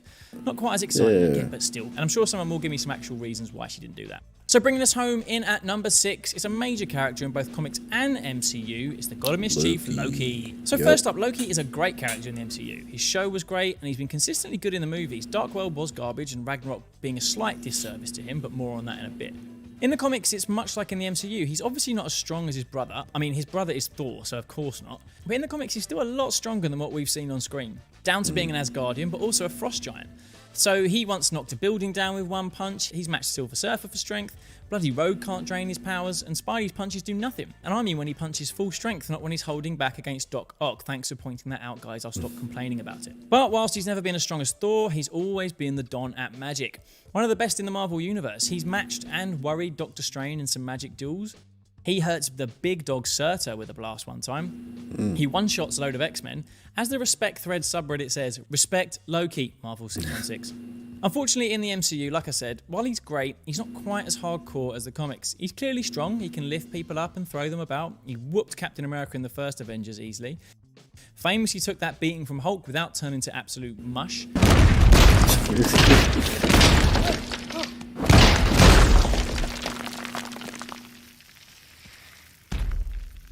Puny God. And he held his own against Thor a couple of times. But Valkyrie took him down easily. But the biggest annoyance for me was how Thanos just snapped his neck. Thanos is tough, we've established this, but that wouldn't have happened in the comics. Finally, his magic. In the movies, they've mainly dialed up that trickster element. He's great at mimicry. Much better. Whoa. Creating copies of himself, etc. But the way Doctor Strange treats him in Ragnarok like he's this little annoyance.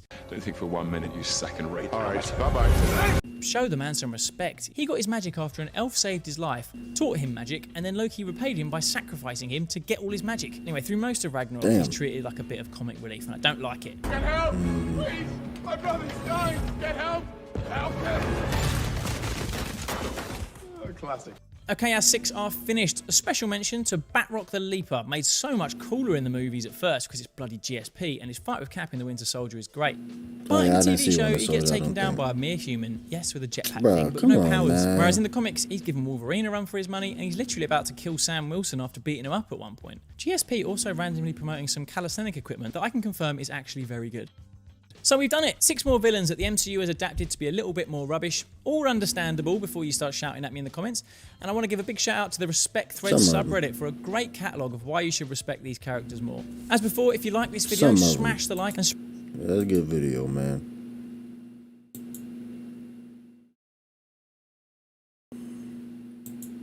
Welcome to the party, pal. Celebrate our differences.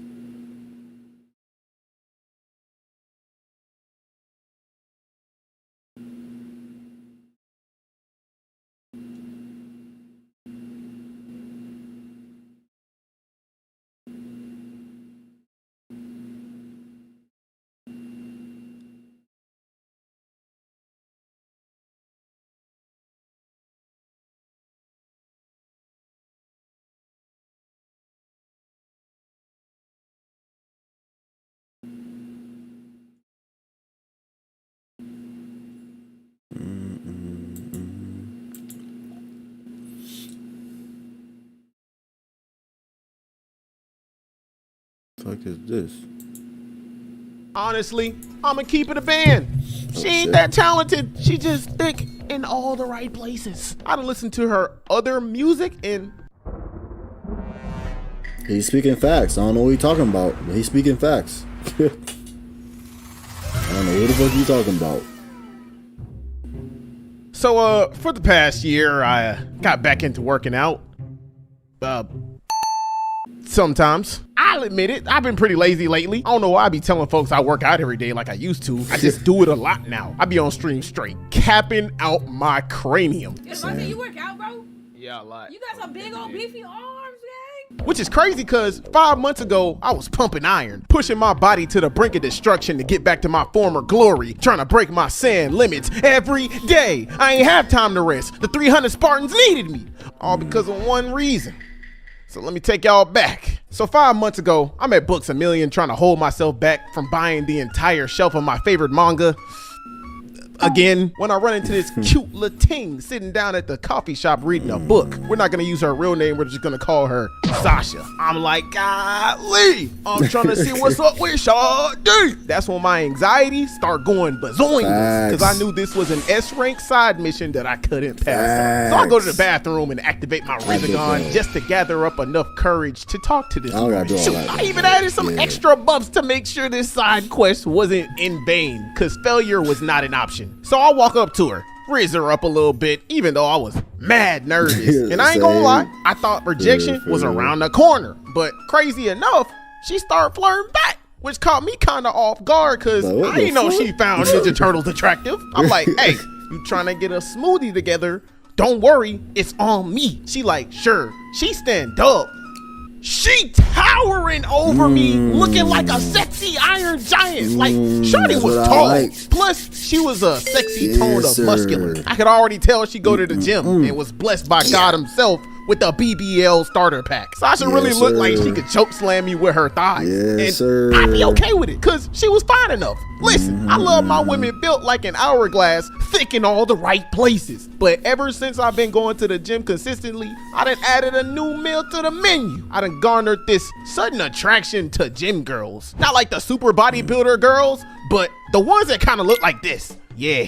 I let her Batista bomb me into a bed. Absolutely. For her, I'm a munch. I don't care. Fight me. In the past, when looking at women like that, I used to think, dang, I hope she don't suck me up and throw me through a wall. But now I'm like, dang, I'd let her suck me up and throw me through a wall. Shoot, I don't mind dating a street fighter anyway. If she look good enough, I know Chun-Li can strangle me with just her thighs. But if she started flirting with me, then hey, you is one freaking motherfucker. So I'm thinking, you know, I don't do this often, but I don't mind potentially dating a swole giraffe built shawty. I ain't never had a problem with it, because me personally, I don't climb trees. I chop them down. So we sit back down, chat it up before I leave. Hey, that's a new one. That's a new one. Hey, I might have to use that motherfucker. I climb trees and I chop the moles down, man. It don't matter to me. I'm like, here, I'm gonna leave my number with you. It's up to you whether you want to hit my line, baby. And I skedaddle. Personally, I ain't care enough if she'd hit my line or not, because regardless, I did my thug thizzle. An hour later, she hit my line. Ooh, Wee, Morty, it's going down, big dog. It's going down. I ain't waste no time setting up a date, which was at DCU, the Crib University. Yes, so fast forward to our hey, that boy know about Taekwondo. DCU. That's the best university to be a part of, man. First date, DCU, which was an boy. anime and chill session. As soon as she leave, I'm knocked out for about 5 hours because we stayed up very long. Bruh, tell me why I wake up to her setting up the next date. And guess where to? The gym of all places. My heart started doing jumping jacks because by this time around, I ain't touched a weight in a long time. And during our first date, I capped OD talking about I was in shape. But mama ain't raised no puss. So I took her up on her offer. Couldn't back down now anyway. I'm already deep into the water. And seeing as she was a gym rat, she was gonna find out sooner or later. She like, okay, cool. I get off my DoorDash job at 5 and need some time to get ready. So 6 all right with you? I'm like, sure, yeah, for surely. So I get to the gym, right? I see her standing in front of the building waiting on me, which was odd at first because she could have been waiting inside. Like, come on, what's going on here? Whole time while I'm walking up to her, I'm keeping it cordial, and I thought this was gonna be just a regular gym session, but oh boy, I really had no idea of the hell she was gonna put me through. Her foot was going 300 miles per hour. This is how it went. Hey, you showed up. You ready? I was born ready. Push! Push! Let's go! Let's go! Move! Move! 10-second break, 10-second break! That's me, boy. Listen, any type of excessive fast rapid workouts, I'm out of there. Give me the fuck out of there. Push! I'm about to pass out. One more rep. We have to push past our sand limits. Psych, we have no limits. Bro, when we got done, I was physically, mentally, and spiritually exhausted. My body was literally on the brink of destruction. I felt like Yusuke in that cave after trying to hold in every drop of Genkai's power. Sasha really put me through what my coaches back in high school put me through during football. Like, I didn't know if this was a gym date or a training session for the tournament of power. So she checked up on me. I told her I'm fine. Straight capping out my cranium. Boy, I felt like All Might after his fight with All for One. She walked back over to the workout area, and I walk up to the front desk, parched. I asked for water, and next thing I know, motherfucking that light, that fucking fuzziness, fucking you can't see shit. Everything is bright. You can't see nothing. You can't stand up. You just need something. You just need something. You don't give a fuck what it is. You don't give a fuck what type of liquid. You need some type of liquid to drink, my guy. It don't matter as long as it quenches your thirst, because Jesus. I felt like I was dying. I hit the counter, then the floor, the worker at the front desk, step in the name of help. He gave me some water to drink, which kept me somewhat conscious for like 3 minutes. This was the first time in my life where I didn't have 100% control of my body. I was at a good 20%. 3 minutes later, I managed to regain enough strength to move. The worker walked me to the bathroom. I get in the stall, didn't even take a dump. I just sat there in the stall, butt clenched, body slouched, with my mental and physical strength depleted, almost on the verge of passing out again. I sat there in that stall for about a good hour, thinking to myself, dang, I gotta get back in shape, because this is ridiculous. I hope she don't want no finished product, because I'm a work in progress. After that hour, I walk out the bathroom. She at the front of the store, waiting on me. I walk up to her. I'm like, what's obvious doesn't have to be explained. I know you capped. I can already tell. That's why I worked you so hard. I forgive you. Just don't do it again. Bro, for the next 3 months after that, I worked out like my life depended on it. And she was my motivation. Sadly, though, during that time, she moved away and we slowly grew apart. Damn, bro. Damn, you could have been. I could have been. You know, damn, that's tough. Damn, bro. Fuck. Leaving me to where I'm at today, working out just to stay fit, with myself as my #1 motivation. Facts. However, still don't work out every day. Instead, Same. Just listen, bro. I ain't gonna lie. I ain't work out in the last like 2 days. Fuck. Well, I ain't worked out since Monday, and I ain't did legs since motherfucking last week. Oh my god. I ain't did legs. Listen, I ain't did legs probably fucking what the day is. What the day is, bro? I ain't did legs and I ain't did legs in about 5 days. Oh my gosh, boy. Damn. Jeez. Yeah, I ain't. I mean, I did pool. Was it? Yeah, I did pool the other day, but I did pool on Tuesday. Nope, Monday. Damn. It's been 3 days now because I ain't go today. We gotta celebrate our differences.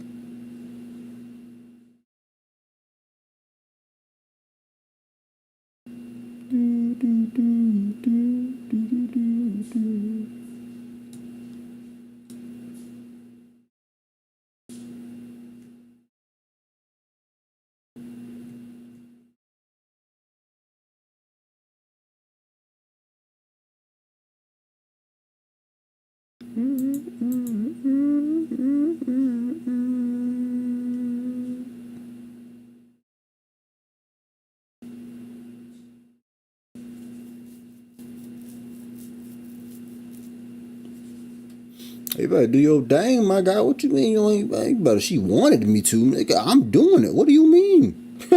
The fuck? Hold on, bro. What you mean by this?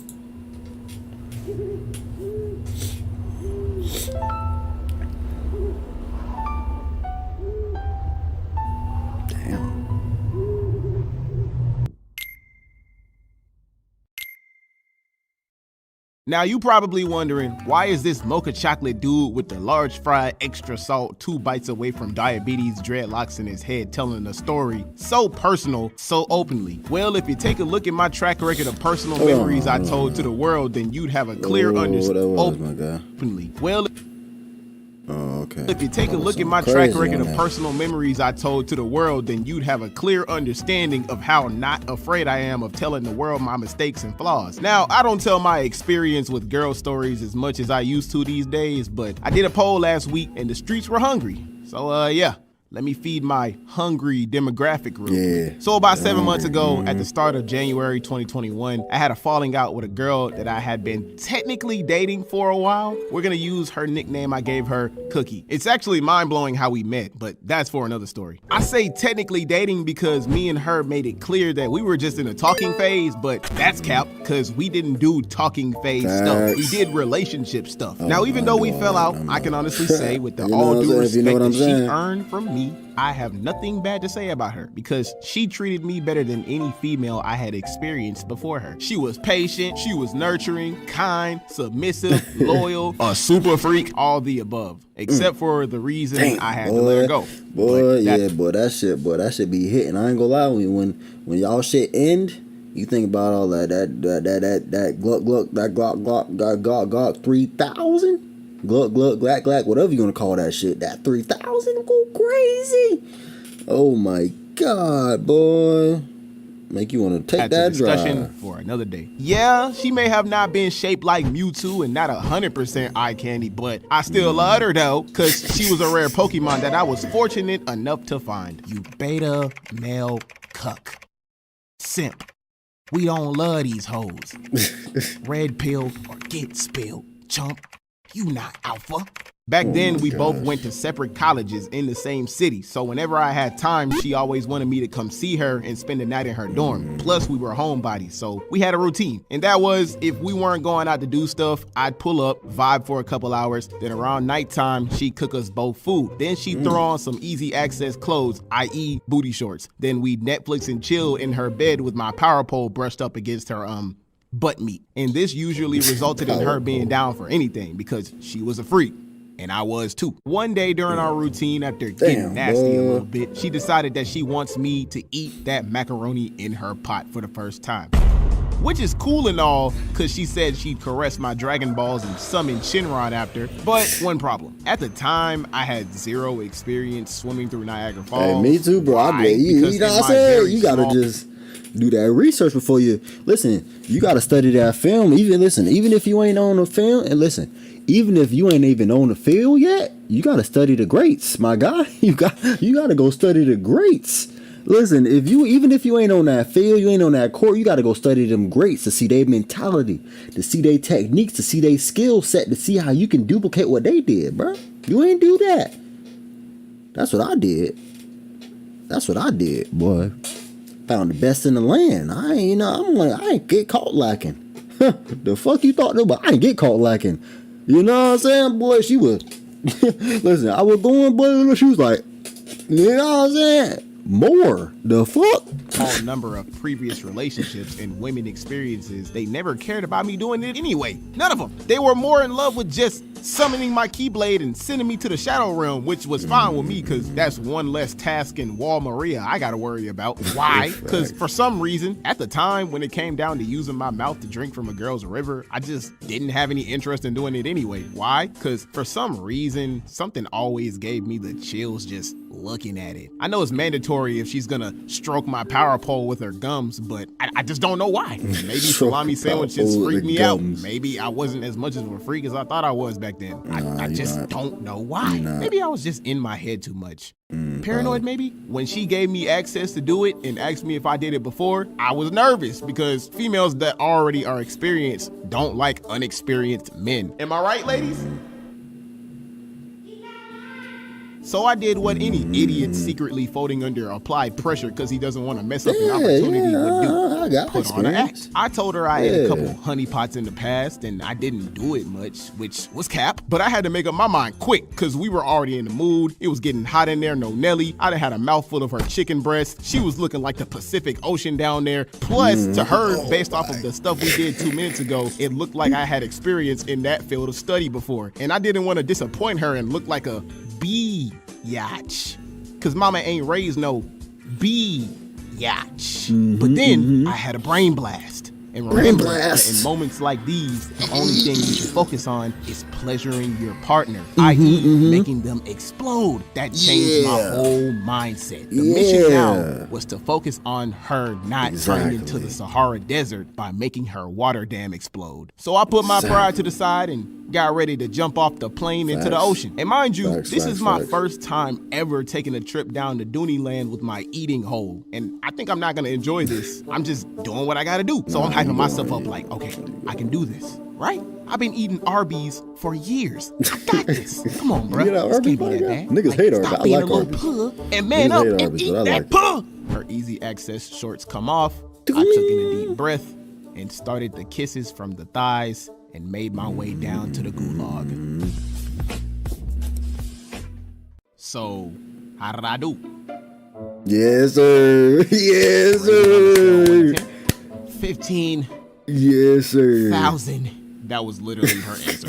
Dead serious. Bruh, I was feeling like a man when I got through. I wouldn't stop what nobody was saying when I got through. I even had her staring when I got through. I really felt bad for the next guy who looked at me funny because I felt like I was invincible. You sure about that? After growing some nuts and releasing the possible paranoia out of my mind that shouldn't have been there in the first place, in the first 20 seconds of me being in the gulag, it didn't turn out as bad as I thought it would be. I mean, it tasted like skin, but I was focused on the mission, making her C4 explode, which was hard at first, but when I found her spot, it was game over. I turned it into a sport at that point, which is good for me because I'm already competitive at heart. Plus, I had a lot of stamina, so you already know how that went, you know what I'm saying? You can already hear all the poor souls that haven't watched the full video. Gotta get them forearms in order, my guy. Gotta have them forearms there. Video games like, what is he talking about? What tastes like skin in Warzone? I'm so confuzzled. Ain't gotta worry about that. Ain't gotta worry about that. Oh, brother. Right after, she kept her promise. Told me to lay back, extended my dual disc, activated her Millennium Puzzle, and did what it do. Sent me to the Shadow Realm. Yeah, bro. Yeah, man. Hey, bro. What he got on this one?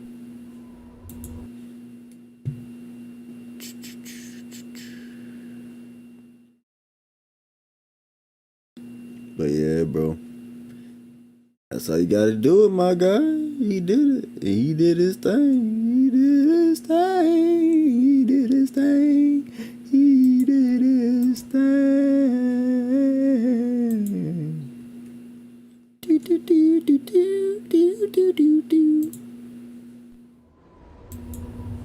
time is it?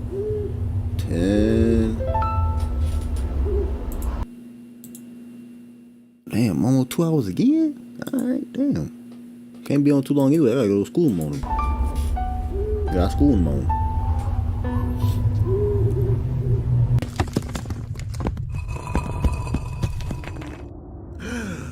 Mellow.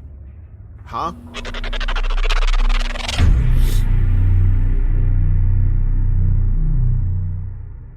So, like I made clear in previous videos, I used to have a lot of friend girls growing up. Not girlfriends, but friend girls. So, let's just use the official term, female friends. And you're probably thinking, why? How? Well, no lo sé. There were 3 types of females I associated myself with back then. First off, we got the 55 overalls, the ones that I may or may not have found attractive and actually had a genuine vibe with them because I actually wanted to get to know them. And also, I enjoyed their presence because they didn't give me a headache in the first 3 minutes of talking. In conclusion, I gave them the title as one of my female friends. Next, we got the 95 overalls, the ones that I found attractive and actually had interest in getting to know. And lastly, the 99 overalls, the ones that I found attractive, but I had zero interest. I don't listen. Unless the 99 overall is showing that same attraction somehow, I'm not giving them the time. I'm not doing it. I'm not being friends with you. Why I gotta be friends with you? I got like, what do I need from you as a friend that I don't get from somebody else? I ain't torturing myself trying to, oh, maybe I can, if I do this, maybe we'll date over time. No, I ain't doing all that. While you out here fucking other dudes, I'm out of here, buddy. I'm out of here. I'm not torturing myself. You got me getting fucked to up. know because I only had one. I only fuck with the 95 overalls and sometimes the 55 overalls. Issues.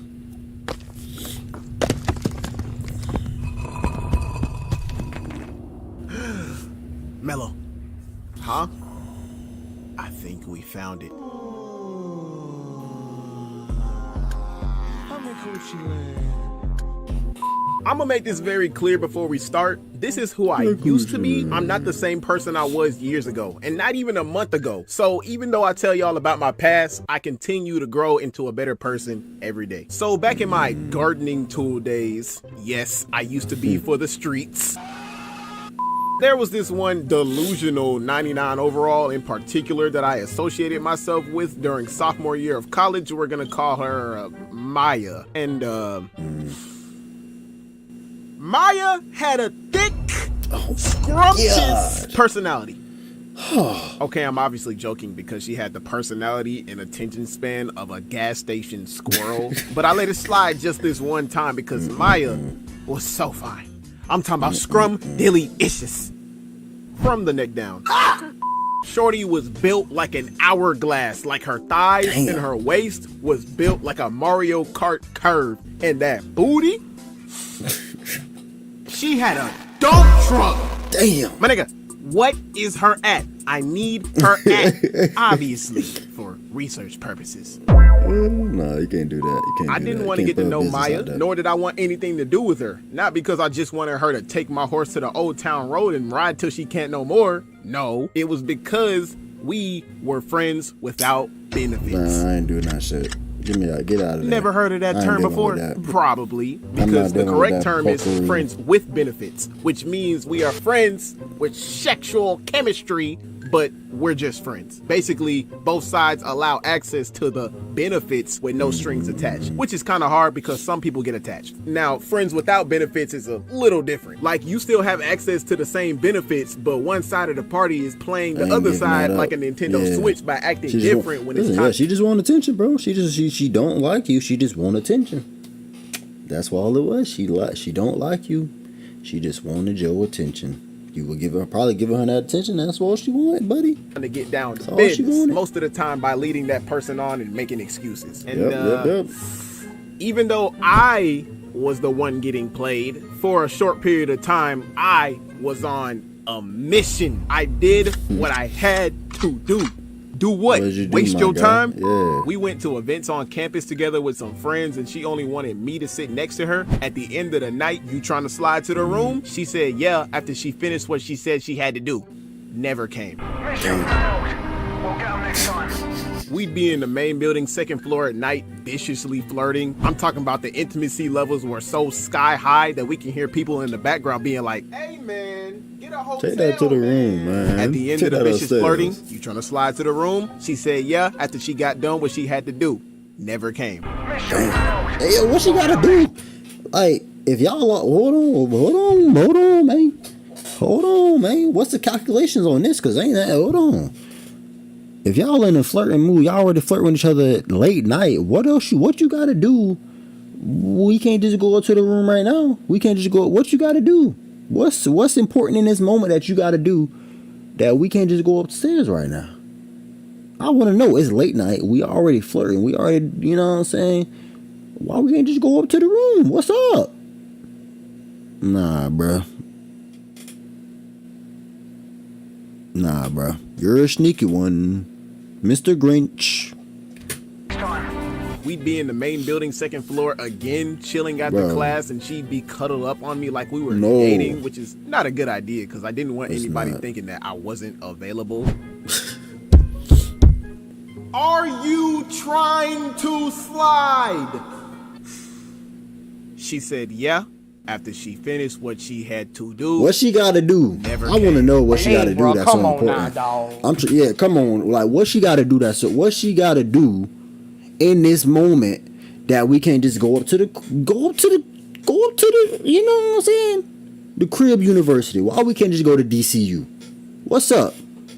Like, come on, man. This shit gets ridiculous. Come on, man. This shit getting ridiculous. And it's like, bro, she made an excuse the day after. Had me all in high hopes that ended in a low blow. Like, that's the equivalent. That's the thing. Why ain't y'all just going, like, is it a college thing or why y'all not just going, like, that's, because me, like, bro, if this happened to me before. I'm in the same situation. I mean, granted, we already kind of did it before. But, like, bro, we chilling in the car, talking, woo, intimate, just got food, late night.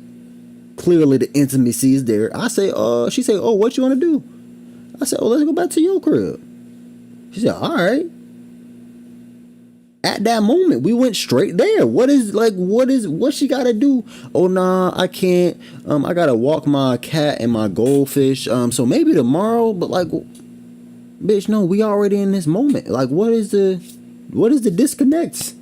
It's late night. You shouldn't have to do nothing crazy important late night, bro. If you got to do some crazy important shit late night, you're a psychopath. So what's going on, bro? Blue balls. And she did this on a regular. I had options and all, but see, after the second time I'm gone. I give you one, maybe, okay, cool, you got a genuine excuse.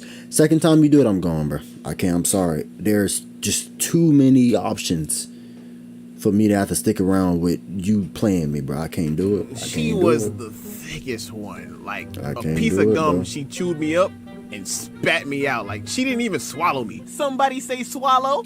I remember this one time she came to see me so we could chill on the second floor, and I saw this fat hickey on her neck. And of course, that ain't my business, but she said the night before she had something in. See there? You see how she doing you? You see how she doing this, man, bro? Don't stick around. You're giving all the key signs. Don't stick around. What are you doing? Go. Leave. Get out. To do when I tried to make plans with her. So, where did that hickey come from? She just using you for attention. She don't want you, bro. She just using you for some validation. Appointment last night. She just using you for. So you had a dick appointment that wasn't attention now, and why validation. Would I do that? You're like a brother to me, bro. Get out. Leave. Brothers. Get out. I thought we were friends with bennies, my nigga. She had me confused because she was still flirting with me and denying me at the same time. Like, what? I had to learn this shit the hard way too, bro. It is what it is. So are we friends with bennies or not? Looking back on it now, I know what she wanted. Big dick energy. It's obvious I didn't know that back then. I am not BSing when I say this. Every sentence that came out this girl's mouth after that ended in bro. That's like the lowest of the low status you can get with a female. Like, it's below the friend zone. And it got so annoying because she would say it over and over, and we argued and argued. And after like the 15th time she said it in my head, I'm like,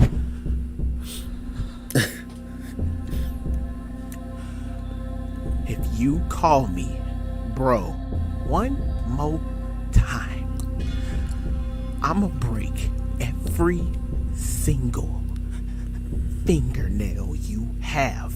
Darling Batman, you're going in to save her? Psh, Batman who? It ain't my time to clock in yet. Right now I'm Bruce Wayne.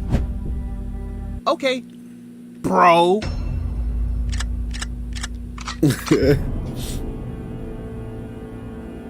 But then I thought to myself, okay, I'm wasting my oxygen on somebody I don't care for. Get the fuck out. Leave. It's over. It's done. It's up. After that, I stopped pursuing her because obviously I was wasting my time. And every week after that, she would hit my line like we cool or something. It would still end her sentences off and that's why I did to see the same thing. You're one of the 95 overalls. Did not make it clear what my intentions were. Did I respond? Exactly. No, because I left her on what? Red. And when the semester ended and we all went home, she got pregnant by some guy months later and tried to ask me to be the godfather. Like, the fuck?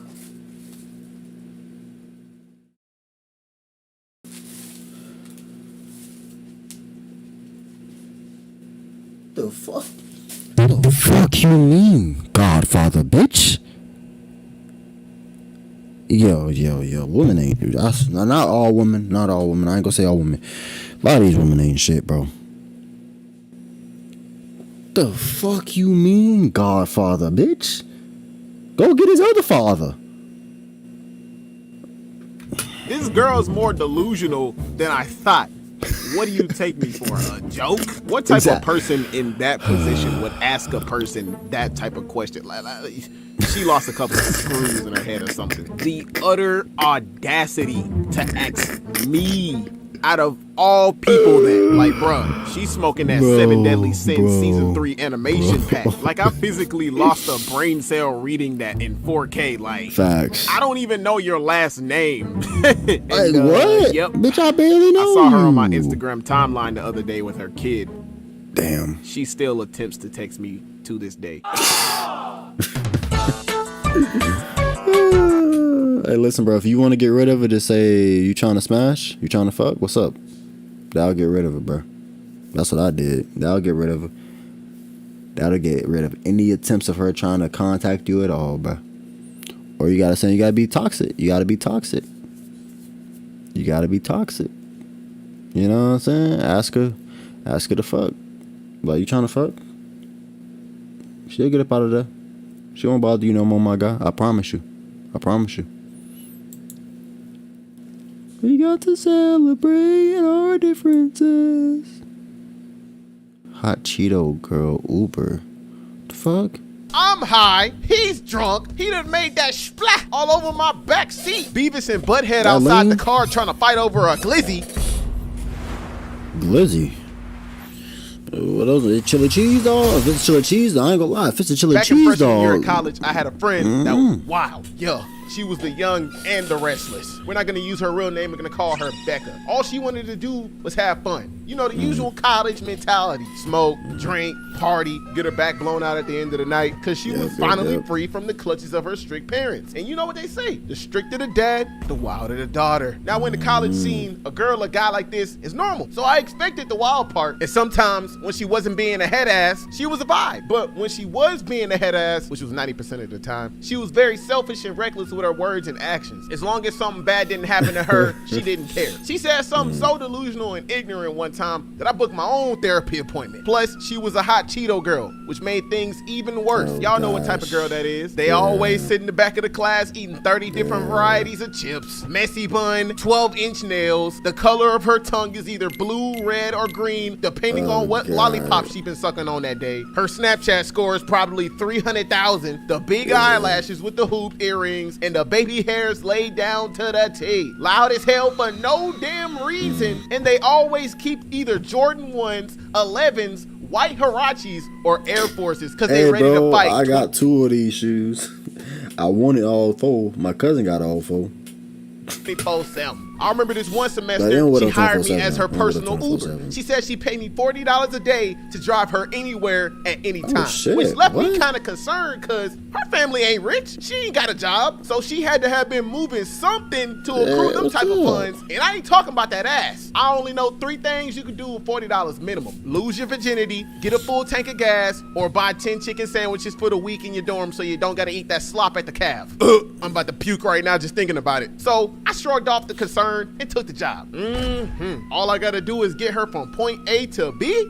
Say less. Now here I am, a side job. I thought everything was gonna be good. Completely unaware of how deep this rabbit hole was finna get. Cause every time I did my job right, something always went left. All was good for like 2 weeks. She was on her best behavior. Every time she got in the car, it was a vibe from A to B. I was making so much bread on top of the job that I already had that every time I sat down in class, I'd purposely make paper origami just to have my teacher come up and ask me what I'm making. I said, more than you. 3rd week roll around. Damn. She getting a little too comfortable. One day she texted me at 3 a.m. talking about she need a ride. I said, it better be to the bank because I'm gonna need an extra tip for me waking up at these type of hours. But this is what I signed up for. So I get my keys and I dip. I get to her location, which happened to be at a club. She get in the car, but not alone. Somebody got in with her. I said, whoa, whoa, hold on now. This ain't no public transportation. I only see 1 golden ticket for the Polar Express, not 2. Becca, who is this? Call me Mr. Krabs. Gas ain't cheap. He gotta pay. She slid me $30 and said, don't worry about who he is. Just take me to his house and gave me the Addy. Now, my first thought was to check Shouty for disrespect in this car that I reside in. But that $30 told me otherwise. It told me to shut up and keep driving. I was a broke college student. Y'all don't understand. I needed that $30. There's a lot of things I wouldn't do for $30, but this just happened to be tame, so I'll let it slide. Dude in the back, he was real quiet too. I already knew what was finna go down because she had on a hoodie, a bag, and some leggings. If that don't scream Dooney Land, then I don't know what is. Plus, I ain't never seen him around school. He must be a local or something. So I drop her off. Next day, she texted me talking about come bring her back to campus. I get up there, she looking out the window like she on cloud 9. I say, you had a good time? She like, shh. It slid me another 30. Yo, I don't think y'all understand. That money she was giving me had me on lock. If she told me to jump, I'd say how high. Now the 4th week was when life took a 180. I had to put my 2 weeks notice in on the house for this. One day she hit me up literally right after I was done fasting, talking about she need a ride. Meet her at the side of the main building. Now, I ain't ate nothing in 24 hours, so I'm high-key annoyed. I ain't have no time to stop and eat. Plus the vending machines in my dormitory was fresh out of snacks, which was all I needed anyway because I got a little stomach. So I decided to just thug it out and eat when I get back. I grabbed my keys and dipped to her location. She get in the car, but not alone. I look back, I'm like, Becca, what the? Is that the janitor? She like, yeah, what about it? I'm like, hold on now. Both of you got me 50 shades of fucked up. You, listen, brother man, I know you are a janitor, but right now it seems like you trying to get more than the floor wet. Right on, brother. But that's besides the point. I don't know if she told you the rules or not, but you can't be smoking in my car, especially not cigarettes. You, have you lost your mind? Why you keep bringing these random folks around when we agreed only you? She like, I ain't got no extra money this time, but I do have food to compensate, which caught my attention because I'm hungry. I ain't had no food in 24 hours. So she caught me at the right time. She like, I got some gummies you can eat, but they not regular gummies, so you gotta be careful. Man, what you talking about? Not normal. Talking about not normal. No. Man, you look like regular Wait, are these? Yep. Why didn't you stop me after the first one I ate? I ate 2 of them. You took the bag from me. What was I supposed to do?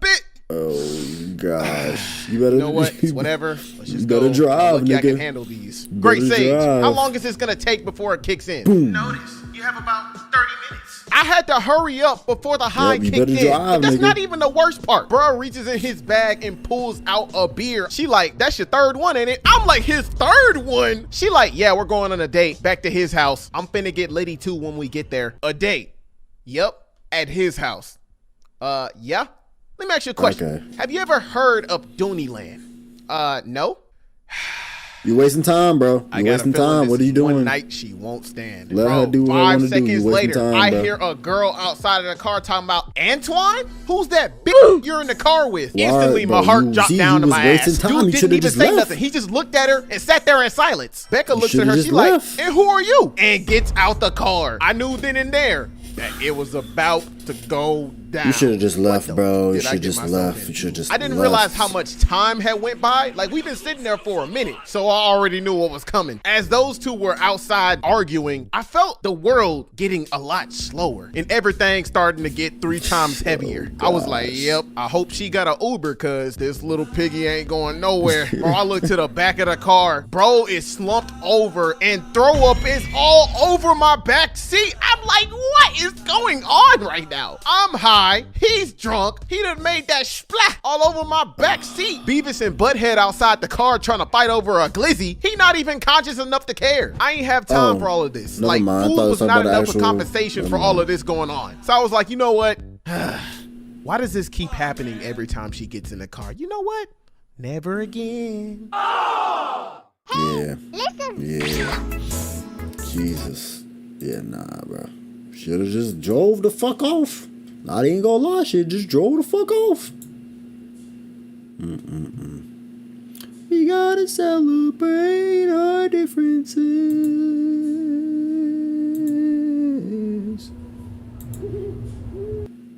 Do do do do do do do do do. We've got to celebrate our differences. Pew, pew, pew, pew. Yeah.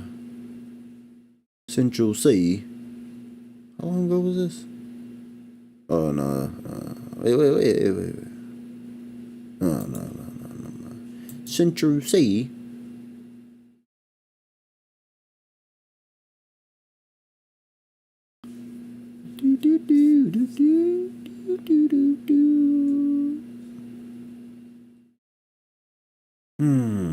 Alright, I think I'm about to get off. I got to eat. Hungry. And I gotta try to edit some video. Yeah, it was a good little stream. About 2 hours, right? About two hours. Yeah, nothing too crazy, nothing too long. Would have played the game, but I ain't gonna lie, I gotta go to school. I gotta wake up at 8 anyways. I could stream for 2 hours, but ain't nobody eating in here, so like, peace.